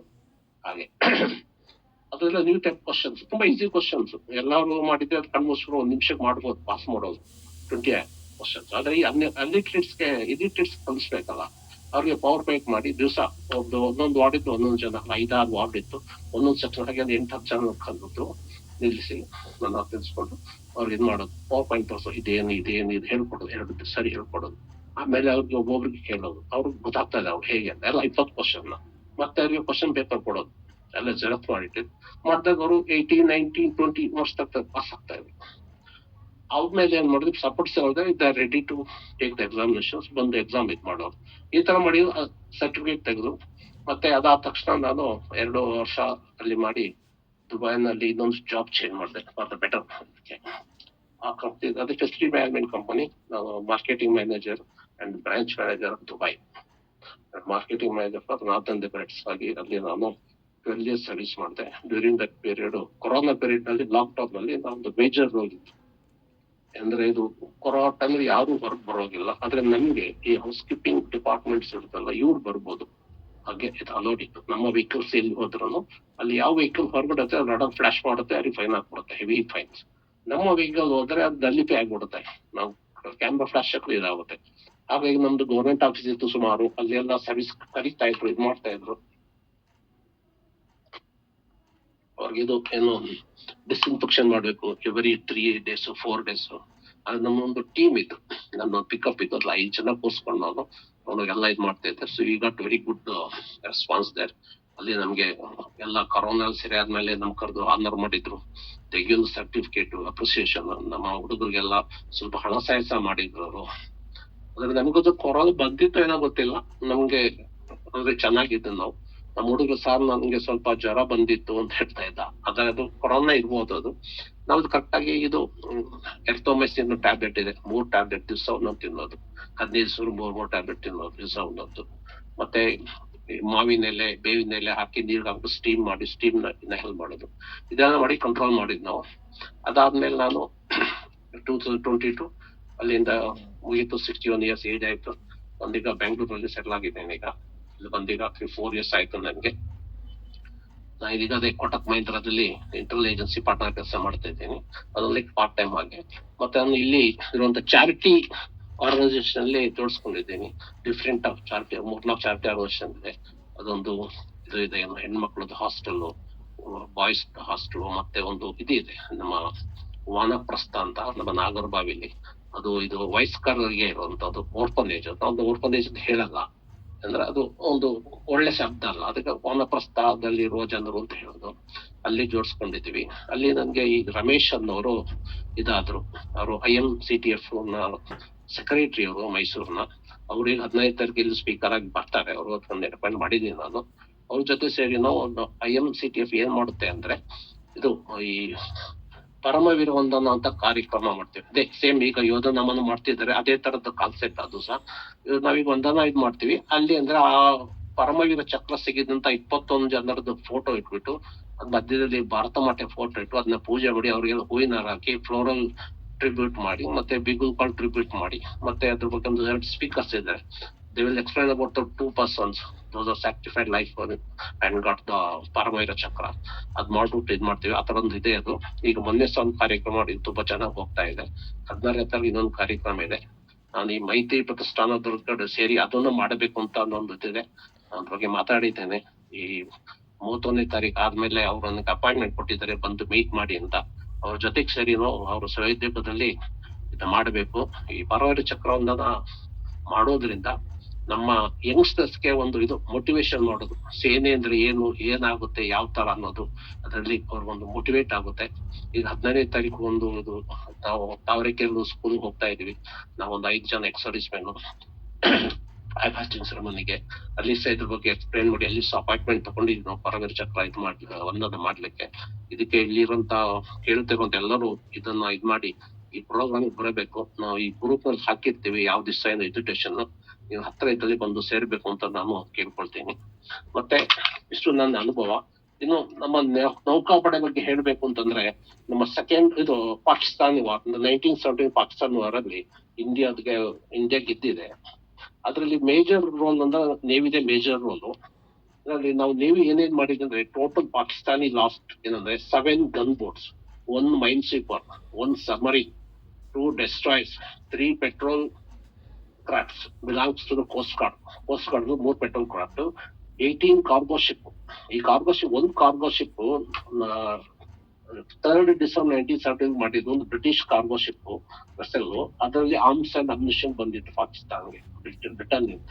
ಅದು ನಮ್ಮ ರಾಯ್ ಏಜೆಂಟ್ ಆ ಶಿಪ್ಗೆ ಹೋಗಿ ಅಲ್ಲಿ ಕನ್ಫರ್ಮ್ ಮಾಡಿ ಮತ್ತೆ ಅವ್ರು ಅಲ್ಲಿಂದ ಇದ್ ಮಾಡಿ ದುಬೈಗೆ ಫ್ಲೈ ಆಗಿದ್ದಾರೆ ನಮ್ಮ ರಾಯ್ ಏಜೆಂಟ್ಸ್. ಅದನ್ನ ನಾವು ಡಿಸ್ಟ್ರಾಯ್ ಮಾಡಿದ್ದೆ. ಅದು ನಮ್ಮ ಈ ವೀರ್ ಕ್ಲಾಸ್ ಫ್ರಿಗೇಟ್ಸ್, ಅದು missile boats, Vidyut class missile boats, ಮತ್ತೆ 1 communication vessels, 3 merchant navy ships, 10 smaller vessels are captured. 10 ಸಣ್ಣ ವೆಸಲ್ಗಳ ಕ್ಯಾಪ್ಚರ್ಡ್. ಅದು ಮ್ಯಾಕ್ಸಿಮಮ್ ಇದು ಈ ಢಾಕಾ ಸೈಡ್ ನಲ್ಲಿ ಚಿಟ್ಟಗಾಂಗ್ ನಲ್ಲಿ ಮಾಡಿರೋದು. ಅದು damage, large scale damage was inflicted by the naval base and the docks. Naval dock ಮತ್ತೆ ಕ್ರಾಶಿಯರ್ ತುಂಬಾ ಇದಾಗಿದೆ. ಅಲ್ಲಿ 1900 ಸರ್ವಿಸ್ ಬಸ್, 1900 ಸಿವಿಲಿಯನ್ಸ್ ಲಾಸ್ ಆಗಿದ್ದಾರೆ. 1413 ಜನ ನೇವಿ ಸರ್ವಿಸ್ ಮ್ಯಾನ್ ಹೋಗಿದ್ದಾರೆ. ಮತ್ತೆ ಚಿಟ್ಟಗಾಂಗ್ ಚರ್ಚ್ ನಲ್ಲಿ ಇದೆಲ್ಲ ವಾರ ಆದ್ಮೇಲೆ ನಾವು ಕ್ಯಾಪ್ಚರ್ ಮಾಡಿದ್ವಿ ಈ ನೇವಿ ಪರ್ಸನ್ಸ್ ನೇವಿ ಸೇಲ್ಸ್ ನ. ಅವ್ರನ್ನ ಕ್ಯಾಪ್ಚರ್ ಬಿಸ್ನೆಸ್ ಫಾರ್ ಆಗಿ ಅಲ್ಲೊಂದು ಚಿಟ್ಟಗಾಂಗ್ ಚರ್ಚ್ ಒಳಗೆ ಇಟ್ಟು ಜೈಲಿನಾಗೆ ಅಪ್ರೆಂಡ್ ಮಾಡ್ತಿದ್ದು. ಆಮೇಲೆ ಅಲ್ಲಿ ಇದು 16th ಡಿಸೆಂಬರ್ಗೆ Pakistani naval rear admiral Mohammed Sharif ಅನ್ನೋರು ಅಲ್ಲಿ ನಮ್ಮ ಬಾಂಗ್ಲಾದೇಶದ ಅವ್ರ ಈಸ್ಟ್ ಪಾಕಿಸ್ತಾನದ ಅವರು ಅಡ್ಮಿರಲ್ ಅವ್ರು ಏನ್ ಮಾಡಿದ್ರು, ಅವ್ರ ಪಿಸ್ಟಲ್ ನ ನಮ್ಮ ಇವ್ರಿಗೆ ವೈಸ್ ಅಡ್ಮಿರಲ್ ನೀಲಕಂಠ ಕೃಷ್ಣನ್ ಅಂತ ಈಸ್ಟರ್ನ್ ನೇವಲ್ ಕಮಾಂಡ್ ಚೀಫ್ ಅವ್ರಿಗೆ ಹ್ಯಾಂಡ್ ಓವರ್ ಮಾಡಿ. ಇದೊಂದು ಗ್ಲೋರಿಯಸ್ ಮೂಮೆಂಟ್ ಇಂಡಿಯಾದು. ಇಷ್ಟೊಂದು ವ್ಯವಹಾರ ಇದೆ. ಇದು ಮಾತಾಡ್ಬೇಕಂದ್ರೆ ಬೇಕಾದಷ್ಟಿದೆ. ಬಟ್ ಇದು ಆಪರೇಷನ್ ಟ್ರಿಡೆಂಟ್ ಹೇಗಾಯ್ತು, ಕರಾಚಿ ಹಾರ್ಬರ್ ಹೇಗೆ ಡೆಸ್ಟ್ ಆಯ್ತು, ಮಾತಾಡ್ಬೇಕಾದ್ರೆ 1 ದಿವಸ 2 ದಿವಸ ಅದು ಮುಗಿಯೋದಿಲ್ಲ. ಅಷ್ಟೊಂದು ಎಕ್ಸ್ಪೀರಿಯನ್ಸ್ ಇದೆ. ಇಷ್ಟು ಹೇಳಿ ನಾನು ನನ್ನ ಭಾಷಣ ಮುಗಿಸ್ತೇನೆ. ಇದು ಅವಕಾಶ ಕಲ್ಪಿಸಿಕೊಟ್ಟಂತ ಮೈತ್ರಿ ಪ್ರತಿಷ್ಠಾನದವರಿಗೆ ನನ್ನ ಪೂರ್ವಕ ವಂದನೆಗಳು. ಜೈ ಹಿಂದ್. ಧನ್ಯವಾದಗಳು ಮಹೋದಯ. ದಯವಿಟ್ಟು ತಪ್ಪುಟ್ ಮಾಡ್ಕೊಳ್ಳಿ ಮಹೋದಯ. ರವಿಕುಮಾರ್ ಸರ್, ಇಂದು ನಮ್ಮ ಜೊತೆಗಿದ್ದವರು ನಮಗೆ ಇಷ್ಟು ದಿನ ನಾವು ನೋಡಿದ್ದು ಭೂಸೇನೆಯಲ್ಲಿ ಕೆಲಸ ಮಾಡಿದಂತಹ ಅಂದ್ರೆ ಸೇವೆ ಸಲ್ಲಿಸಿದಂತಹ ಯೋಧರು, ಹಾಗೆ ವಾಯುಪಡೆಯಲ್ಲಿ ಸೇವೆ ಸಲ್ಲಿಸಿದಂತಹ ಯೋಧರ ಬಗ್ಗೆ ತಿಳಿದುಕೊಂಡಿದ್ವಿ. ಸಾಕಷ್ಟು ವಿಚಾರಗಳನ್ನ ಅವರು ಚರ್ಚೆ ಮಾಡಿದ್ರು. ಆದ್ರೆ ನೌಕಾಪಡೆಯ ಕಾರ್ಯವೈಖರಿ ಹೇಗಿರುತ್ತೆ, ಅಲ್ಲಿ ಯಾವ ರೀತಿಯಲ್ಲಿ ಕೆಲಸ ನಡೆಯುತ್ತೆ, ಏನೆಲ್ಲ ಅವರಿಗೆ ಗುರಿಗಳು ಇರುತ್ತೆ, ಈ ಬಗ್ಗೆ ನಮಗೆ ನಿಜವಾಗ್ಲೂ ಕಲ್ಪನೆ ಕಡಿಮೆ ಇತ್ತು ಅಂತ ಹೇಳ್ಬೋದು ನನಗಂತೂ. ಇವತ್ತಿನ ದಿನ ಅದೆಲ್ಲ ಒಂದು ರೀತಿಯ ಸಾಕಾರವಾಯ್ತು, ಎಲ್ಲವನ್ನ ಅವರು ಬಿಡಿಸಿ ಹೇಳಿದ್ರು. ತಾವು ನೌಕಾಪಡೆಗೆ ಸೇರಿದ್ದು ಹೇಗೆ, ತಮ್ಮ ವಿದ್ಯಾಭ್ಯಾಸ ಹೇಗೆ ಆಯ್ತು, ನಂತರದಲ್ಲಿ ಹೇಗೆ ಸೇರ್ಪಡೆ ಆದರು ನೌಕಾಪಡೆಗೆ, ಅವರಿಗೆ ಅದಾದ ನಂತರ ಎಲ್ಲೆಲ್ಲಿ ಪೋಸ್ಟಿಂಗ್ ಆಯ್ತು, ಅಂಡಮಾನ್ ನಿಕೋಬಾರ್ ಐಲ್ಯಾಂಡ್ಗೆ ಹೋಗಿದ್ದು ಹೇಗೆ, ನಂತರ ವಿಶಾಖಪಟ್ಟಣಕ್ಕೆ ಬಂದರು, ಅಲ್ಲಿ ಅಂಡರ್ ವಾಟರ್ ಟ್ರೈನಿಂಗ್ ವಿಶಾಖಪಟ್ಟಣದಲ್ಲಿ ಹೇಗೆ ತಗೊಂಡ್ರು, ಅದಾದ ನಂತರ NS ಅಂಬಾ ರಷ್ಯಾದ ಒಂದು ಸಬ್ಮರೀನ್ ಬಗ್ಗೆ ಹೇಗಿರುತ್ತೆ, ಅದ್ರ ವಿಶೇಷತೆಗಳೇನು ಅಂತ ತಿಳಿಸ್ಕೊಟ್ರು. ನಂತರದಲ್ಲಿ ಶ್ರೀಲಂಕಾಕ್ಕೆ ಹೋದ್ರು, ಅಲ್ಲಿ ಏನಾಯ್ತು, ಅಲ್ಲಿನ ಕಾರ್ಯವೈಖರಿ ಹೇಗಿತ್ತು, ನಂತರ ಬಾಂಬೆಗೆ ಬಂದಿದ್ದು, ಕೊಚ್ಚಿನ್ ಕೋರ್ಸ್ಗಳ ಬಗ್ಗೆ, ಟ್ರೈನಿಂಗ್ ಗಳ ಬಗ್ಗೆ ಎಳೆ ಎಳೆಯಾಗಿ ಬಿಚ್ಚಿಟ್ರು. ಸಬ್ಮರೈನ್ ಹುಡುಕಿ ಹೊಡೆಯುವ ಒಂದು ವಿಶಾಖಪಟ್ಟಣದ ಟ್ರೈನಿಂಗ್ಗೆ ಸೆಂಟರ್ ಅಲ್ಲಿ ಹೇಗಿತ್ತು, ಅಲ್ಲಿ ಹೇಗೆ ಹೇಳ್ಕೊಡ್ತಾ ಇದ್ರು, ಹೇಗೆ ಅದನ್ನ ಕಲಿತಾ ಇದ್ರು ಇವರು, 24 ಗಂಟೆಗಳ ಕಾಲ ಹೇಗೆ ಕೆಲಸ ನಡೀತಾ ಇತ್ತು, ಮಲ್ಗೋಕ್ಕೂ ಕೂಡ ಸಮಯ ಇರ್ತಾ ಇರ್ಲಿಲ್ಲ. ಹಾಗೆ ಬೋಟ್ ಓಡಿಸುವುದರಲ್ಲಿ ಅದರ ವೇಗ, ಅದರ ವಿಚಾರ ಹೇಗಿರ್ಬೇಕು ಎಲ್ಲವನ್ನ ತಿಳಿಸ್ಕೊಟ್ರು. ಅಲ್ಲಿ ನೀರಿನಲ್ಲಿ ಸಿಗ್ತಕ್ಕಂಥ ವೇಲ್ಗಳ ಬಗ್ಗೆ, ಆಗಾಗ ಕಾಣಿಸ್ಕೊಳ್ತಾ ಇರೋ ವೇಲ್ಗಳ ಬಗ್ಗೆ ತಿಳಿಸ್ಕೊಟ್ರು. ನಂತರದಲ್ಲಿ ಶ್ರೀಲಂಕಾ ಬಾರ್ಡರ್ ಕ್ರಾಸ್ ಮಾಡಿ ಒಂದು ಸಲ ಅವರು ಹೋಗಿದ್ದು, ಅಲ್ಲಿನ ಅನುಭವ ಹೇಗಿತ್ತು, ಆ LTTEಗಳು ಅಲ್ಲೂ ಇದ್ದರು ಹೇಗಿತ್ತು, ಆ ಆತಂಕ ಹೇಗಿತ್ತು, ಇವರಿಗೆ ಸಿಕ್ಕ LTTE ಬಗ್ಗೆನೂ ಕೂಡ ಸಂಕ್ಷಿಪ್ತವಾಗಿ ತಿಳಿಸ್ಕೊಟ್ರು. 21 ಬೋಟ್ಗಳನ್ನ ಹೇಗೆ ಹಿಡಿದ್ರು, ಧನುಷ್ಕೋಟಿ ತಲುಪಿದ್ದಾದ್ರೂ ಹೇಗೆ, ನಂತರದಲ್ಲಿ ಅಲ್ಲಿ ಆದಂತಹ ಒಂದು ಹೆಣ್ಣು ಮಕ್ಕಳ ಸಾಗಾಣಿಕೆ ಏನಾಗ್ತಿತ್ತು, ಅಥವಾ ಗೋಲ್ಡ್ ಅಕ್ರಮವಾಗಿ ಬಂಗಾರವನ್ನ ಸಾಗಾಣಿಕೆ ಆಗ್ತಾ ಇತ್ತು, ಗಾಂಜಾ ಸಾಗಾಣಿಕೆ, ಇದನ್ನ ಯಾವ ರೀತಿಯಾಗಿ ಹಿಡಿದ್ರು, ಅಲ್ಲಿ ಆಗಿದ್ದಂತಹ ಅವರಿಗೆ ಅನುಭವ ಹೇಗಿತ್ತು, ಈ ಸ್ಮಗ್ಲಿಂಗ್ ಬೋಟ್ ಅನ್ನ ಹೇಗೆ ತಡೆದ್ರು, ಇದೆಲ್ಲವನ್ನ ವಿಚಾರವನ್ನ ಹೇಳ್ತಾ ಜೊತೆಗೆ ಅವರ ಗೆಳೆಯರೇ ಇದ್ದಂತಹ ಒಂದು ಶಿಪ್ ಮುಳುಗಿದ ವಿಷಯ ಸಹ ತಿಳಿದು ಅವರು ದುಃಖ ತಪ್ತರಾದರು. ಗೆಳೆಯನ ಮರಣ ಹೇಳ್ತಾ ಸ್ವಲ್ಪ ಧ್ವನಿಯಲ್ಲಿ ನಮಗೆ ಆ ನೋವು ಕಂಡು ಬಂತು. ನಂತರದಲ್ಲಿ ಅವರಿಗೆ ಕಾರವಾರಕ್ಕೆ ಟ್ರಾನ್ಸ್ಫರ್ ಆಗುತ್ತೆ. ಅಲ್ಲಾದ ನಂತರ ಮದುವೆ ಆದ ನಂತರ ಡೆಲ್ಲಿಗೆ ಬಂದಿದ್ದು, ಆ ಮದುವೆ ಜೀವನದಲ್ಲಿ ಏನೆಲ್ಲ ಅವರಿಗೆ ಹೇಗೆ ಸಿಕ್ತು, ಆ ಕುಟುಂಬದ ವ್ಯವಸ್ಥೆ ಆಗ ಹೇಗಿತ್ತು, ಅಲ್ಲಿ ರೀಸೆಟಲ್ಮೆಂಟ್ ಕೋರ್ಸ್ಗೆ ಬಗ್ಗೆ ಯಾರೋ ತಿಳಿಸ್ತಾರೆ, ಅಲ್ಲಿಂದ ಮೈಸೂರಿಗೆ ಬರ್ತಾರೆ, ಮೈಸೂರಲ್ಲಿ ಜೀವನ ಹೇಗಾಯ್ತು, ದುಬೈನಲ್ಲಿ ಹೇಗೆ ಜೀವನ ಆಯ್ತು, ಹಾಗೆ ದುಬೈನಲ್ಲಿದ್ದಾಗ ಯಾವ ಒಂದು ಕೆಲಸಗಳನ್ನ ಮಾಡಿದ್ರು, ಕರೋನಾ ಟೈಮ್ ನಲ್ಲಿ ಅಲ್ಲಿನ ಜೀವನ, ದುಬೈಯಲ್ಲಿದ್ರು ಅವಾಗ ಹೇಗಿತ್ತು, ಆ ಸಮಯದಲ್ಲಿ ಏನೆಲ್ಲ ಹಂಚ್ಕೊಂಡ್ರು, ಆ ವಿಷಯಗಳೆಲ್ಲ ಹೇಗಿತ್ತು, ಅಲ್ಲಿ ಸಿಕ್ಕೋ ಒಂದು ಅಪ್ರಿಸಿಯೇಷನ್ ಹೇಗಿತ್ತು, ಮತ್ತೆ ಅವರಿಗೆ ಅವರ ಕೊಲೀಗ್ಸ್ಗೆ ಧನ ಸಹಾಯ ಮಾಡಿದ್ರು ಹುಡುಗರಿಗೆ ಅಂತ ಹೇಳಿದ್ರು, ಇದೆಲ್ಲ ವಿಚಾರಗಳನ್ನ ತಿಳಿಸ್ಕೊಟ್ರು. ಈಗ ಅವರು ಕೊಟ್ಟಾಕ್ ಮಹೇಂದ್ರದಲ್ಲಿರೋದು ಹಾಸ್ಟೆಲ್ಗಳಿಗೆ, ಹೆಣ್ಣು ಮಕ್ಕಳ ಹಾಸ್ಟೆಲ್ಗಳಿಗೆ ಜೊತೆ ಕೈ ಜೋಡಿಸ್ಕೊಂಡು ಸಹಾಯ ಮಾಡ್ತಾ ಇರೋದು, ಮತ್ತೆ ಅದು ವೃದ್ಧಾಶ್ರಮ ಅಂತ ಹೇಳದೆ ಅವರು ವಾನಪ್ರಸ್ಥ ಅಂತ ಹೇಳಿದ್ರು, ಅದ್ರ ಜೊತೆಗೆ ಅವರು ಹೇಗೆ ಜೋಡಿಸಿಕೊಂಡು ಕೆಲಸ ಮಾಡ್ತಾ ಇದ್ದಾರೆ, ಅಲ್ಲಿಯ ಕಾರ್ಯವೈಖರಿ ಏನು ಅಂತ ತಿಳಿಸ್ಕೊಟ್ರು. ನಂತರದಲ್ಲಿ ಈಗ ಮುಖ್ಯವಾಗಿ ಅವರು ನಿಭಾಯಿಸುತ್ತಿರುವ ಒಂದು ಕೆಲಸ ಅಂತ ಹೇಳಿದ್ರೆ, ಈ ಪರಮವೀರ ಚಕ್ರ ಬಂದಿರ್ತಕ್ಕಂತಹ ಎಲ್ಲ ಯೋಧರ ಫ್ಯಾಮಿಲಿಗಳನ್ನ, ಅವರ ಫೋಟೋಗಳನ್ನ ಇಟ್ಟು ಅವರಿಗೆ ಒಂದು ನಮನಗಳನ್ನ ತಿಳಿಸಿ ಒಂದು ಪ್ರೋಗ್ರಾಮ್ ಮಾಡ್ತಾರೆ, ಕಾರ್ಯಕ್ರಮವನ್ನ ಮಾಡ್ತಾರೆ, ಗೌರವವನ್ನ ಸಲ್ಲಿಸ್ತಾರೆ. ಆ ಒಂದು ಆರ್ಗನೈಸೇಷನ್ ಬಗ್ಗೆ ತಿಳಿಸ್ಕೊಟ್ರು. ನಾಳೆ ಬರುವವರು ಕೂಡ ರಮೇಶ್ ಅಂತ ಬರ್ತಾರೆ ಸರ್, ಅವರು ಕೂಡ ಅದರ ವಿಷಯವಾಗಿ ಸಾಕಷ್ಟು ವಿಷಯಗಳನ್ನ ಹೇಳ್ತಾರೆ. ಈ ಯೋಧರಿಗೆ ನಮನಗಳನ್ನ ತಿಳಿಸ್ತಾ ಅವರಿಗೆ ಗೌರವವನ್ನ ಸಲ್ಲಿಸ್ಕೊಂಡು ಬರ್ತಾ ಇರತಕ್ಕಂತಹ ಸಂಸ್ಥೆ ಅದು ಹೇಗೆ ಕಾರ್ಯನಿರ್ವಹಿಸ್ತಾ ಇದೆ, ಅದರ ವಿಚಾರಗಳೇನು ಅಂತ ಹಂಚಿಕೊಳ್ಳಲಿದ್ದಾರೆ ಮುಂದೆ ಬರುವ ಯೋಧರು ಕೂಡ. ಇನ್ನ 1970 ಅಲ್ಲಿ ಪಾಕಿಸ್ತಾನದ ಮೇಲಾದಂತಹ ಒಂದು ಯುದ್ಧದ ಬಗ್ಗೆ ತಿಳಿಸ್ಕೊಟ್ರು. ನಂತರದಲ್ಲಿ ಆ ಸಮಯದಲ್ಲಿ ನೇವಿ ಅಚೀವ್ಮೆಂಟ್ಸ್ ಏನಾಗಿತ್ತು ಅಂತ, ಅದು ಬಹಳ ರೋಚಕವಾಗಿತ್ತು. ಆಕ್ಚುಲಿ ನೇವಿ ಅಚೀವ್ಮೆಂಟ್ಸ್ ಅಲ್ಲಿ ಏನೆಲ್ಲಾ ವಶಪಡಿಸ್ಕೊಂಡ್ರು ಪಾಕಿಸ್ತಾನದಿಂದ ಅಂತ ಸಾಕಷ್ಟು ವಿಚಾರಗಳನ್ನ ಹಂಚ್ಕೊಂಡ್ರು.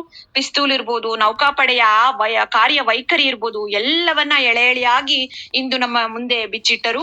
ರವಿಕುಮಾರ್ ಸರ್ಗೆ ಮತ್ತೊಮ್ಮೆ ಧನ್ಯವಾದಗಳನ್ನ ಅರ್ಪಿಸ್ತಾ, ನಮ್ಮ ಮೈತ್ರಿ ಪ್ರತಿಷ್ಠಾನದ ಪರವಾಗಿ ತಾವು ಈ ಕಾರ್ಯಕ್ರಮಕ್ಕೆ ಬಿಡುವು ಮಾಡಿಕೊಂಡು ಬಂದು ನಮ್ಮ ಜೊತೆಗೆ ಇದ್ದು ಹೇಳಿದಷ್ಟೇ ಅಲ್ಲದೆ ಸಾಕಷ್ಟು ಯೋಧರ ಒಂದು ಸಂಖ್ಯೆಗಳನ್ನು ಕೂಡ ನನಗೆ ಕೊಟ್ಟು ಸಹಕಾರ ನೀಡಿದ್ದೀರಿ. ಹಾಗೆ ನಿಮ್ಮ ಉಪನ್ಯಾಸವನ್ನು ಸಾಕಷ್ಟು ಜನ ಕೇಳಿ ಅದಕ್ಕೆ ನಿಜವಾಗ್ಲೂ ನಾವು ಆಭಾರಿಯಾಗಿರ್ತೀವಿ. ಪ್ರತಿಷ್ಠಾನದ ಪರವಾಗಿ, ಮೈತ್ರಿ ಪ್ರತಿಷ್ಠಾನದ ಪರವಾಗಿ ಮತ್ತೊಮ್ಮೆ ತಮಗೆ ಧನ್ಯವಾದಗಳನ್ನ ಅರ್ಪಿಸ್ತಾ ಜೈ ಹಿಂದ್ ಸರ್.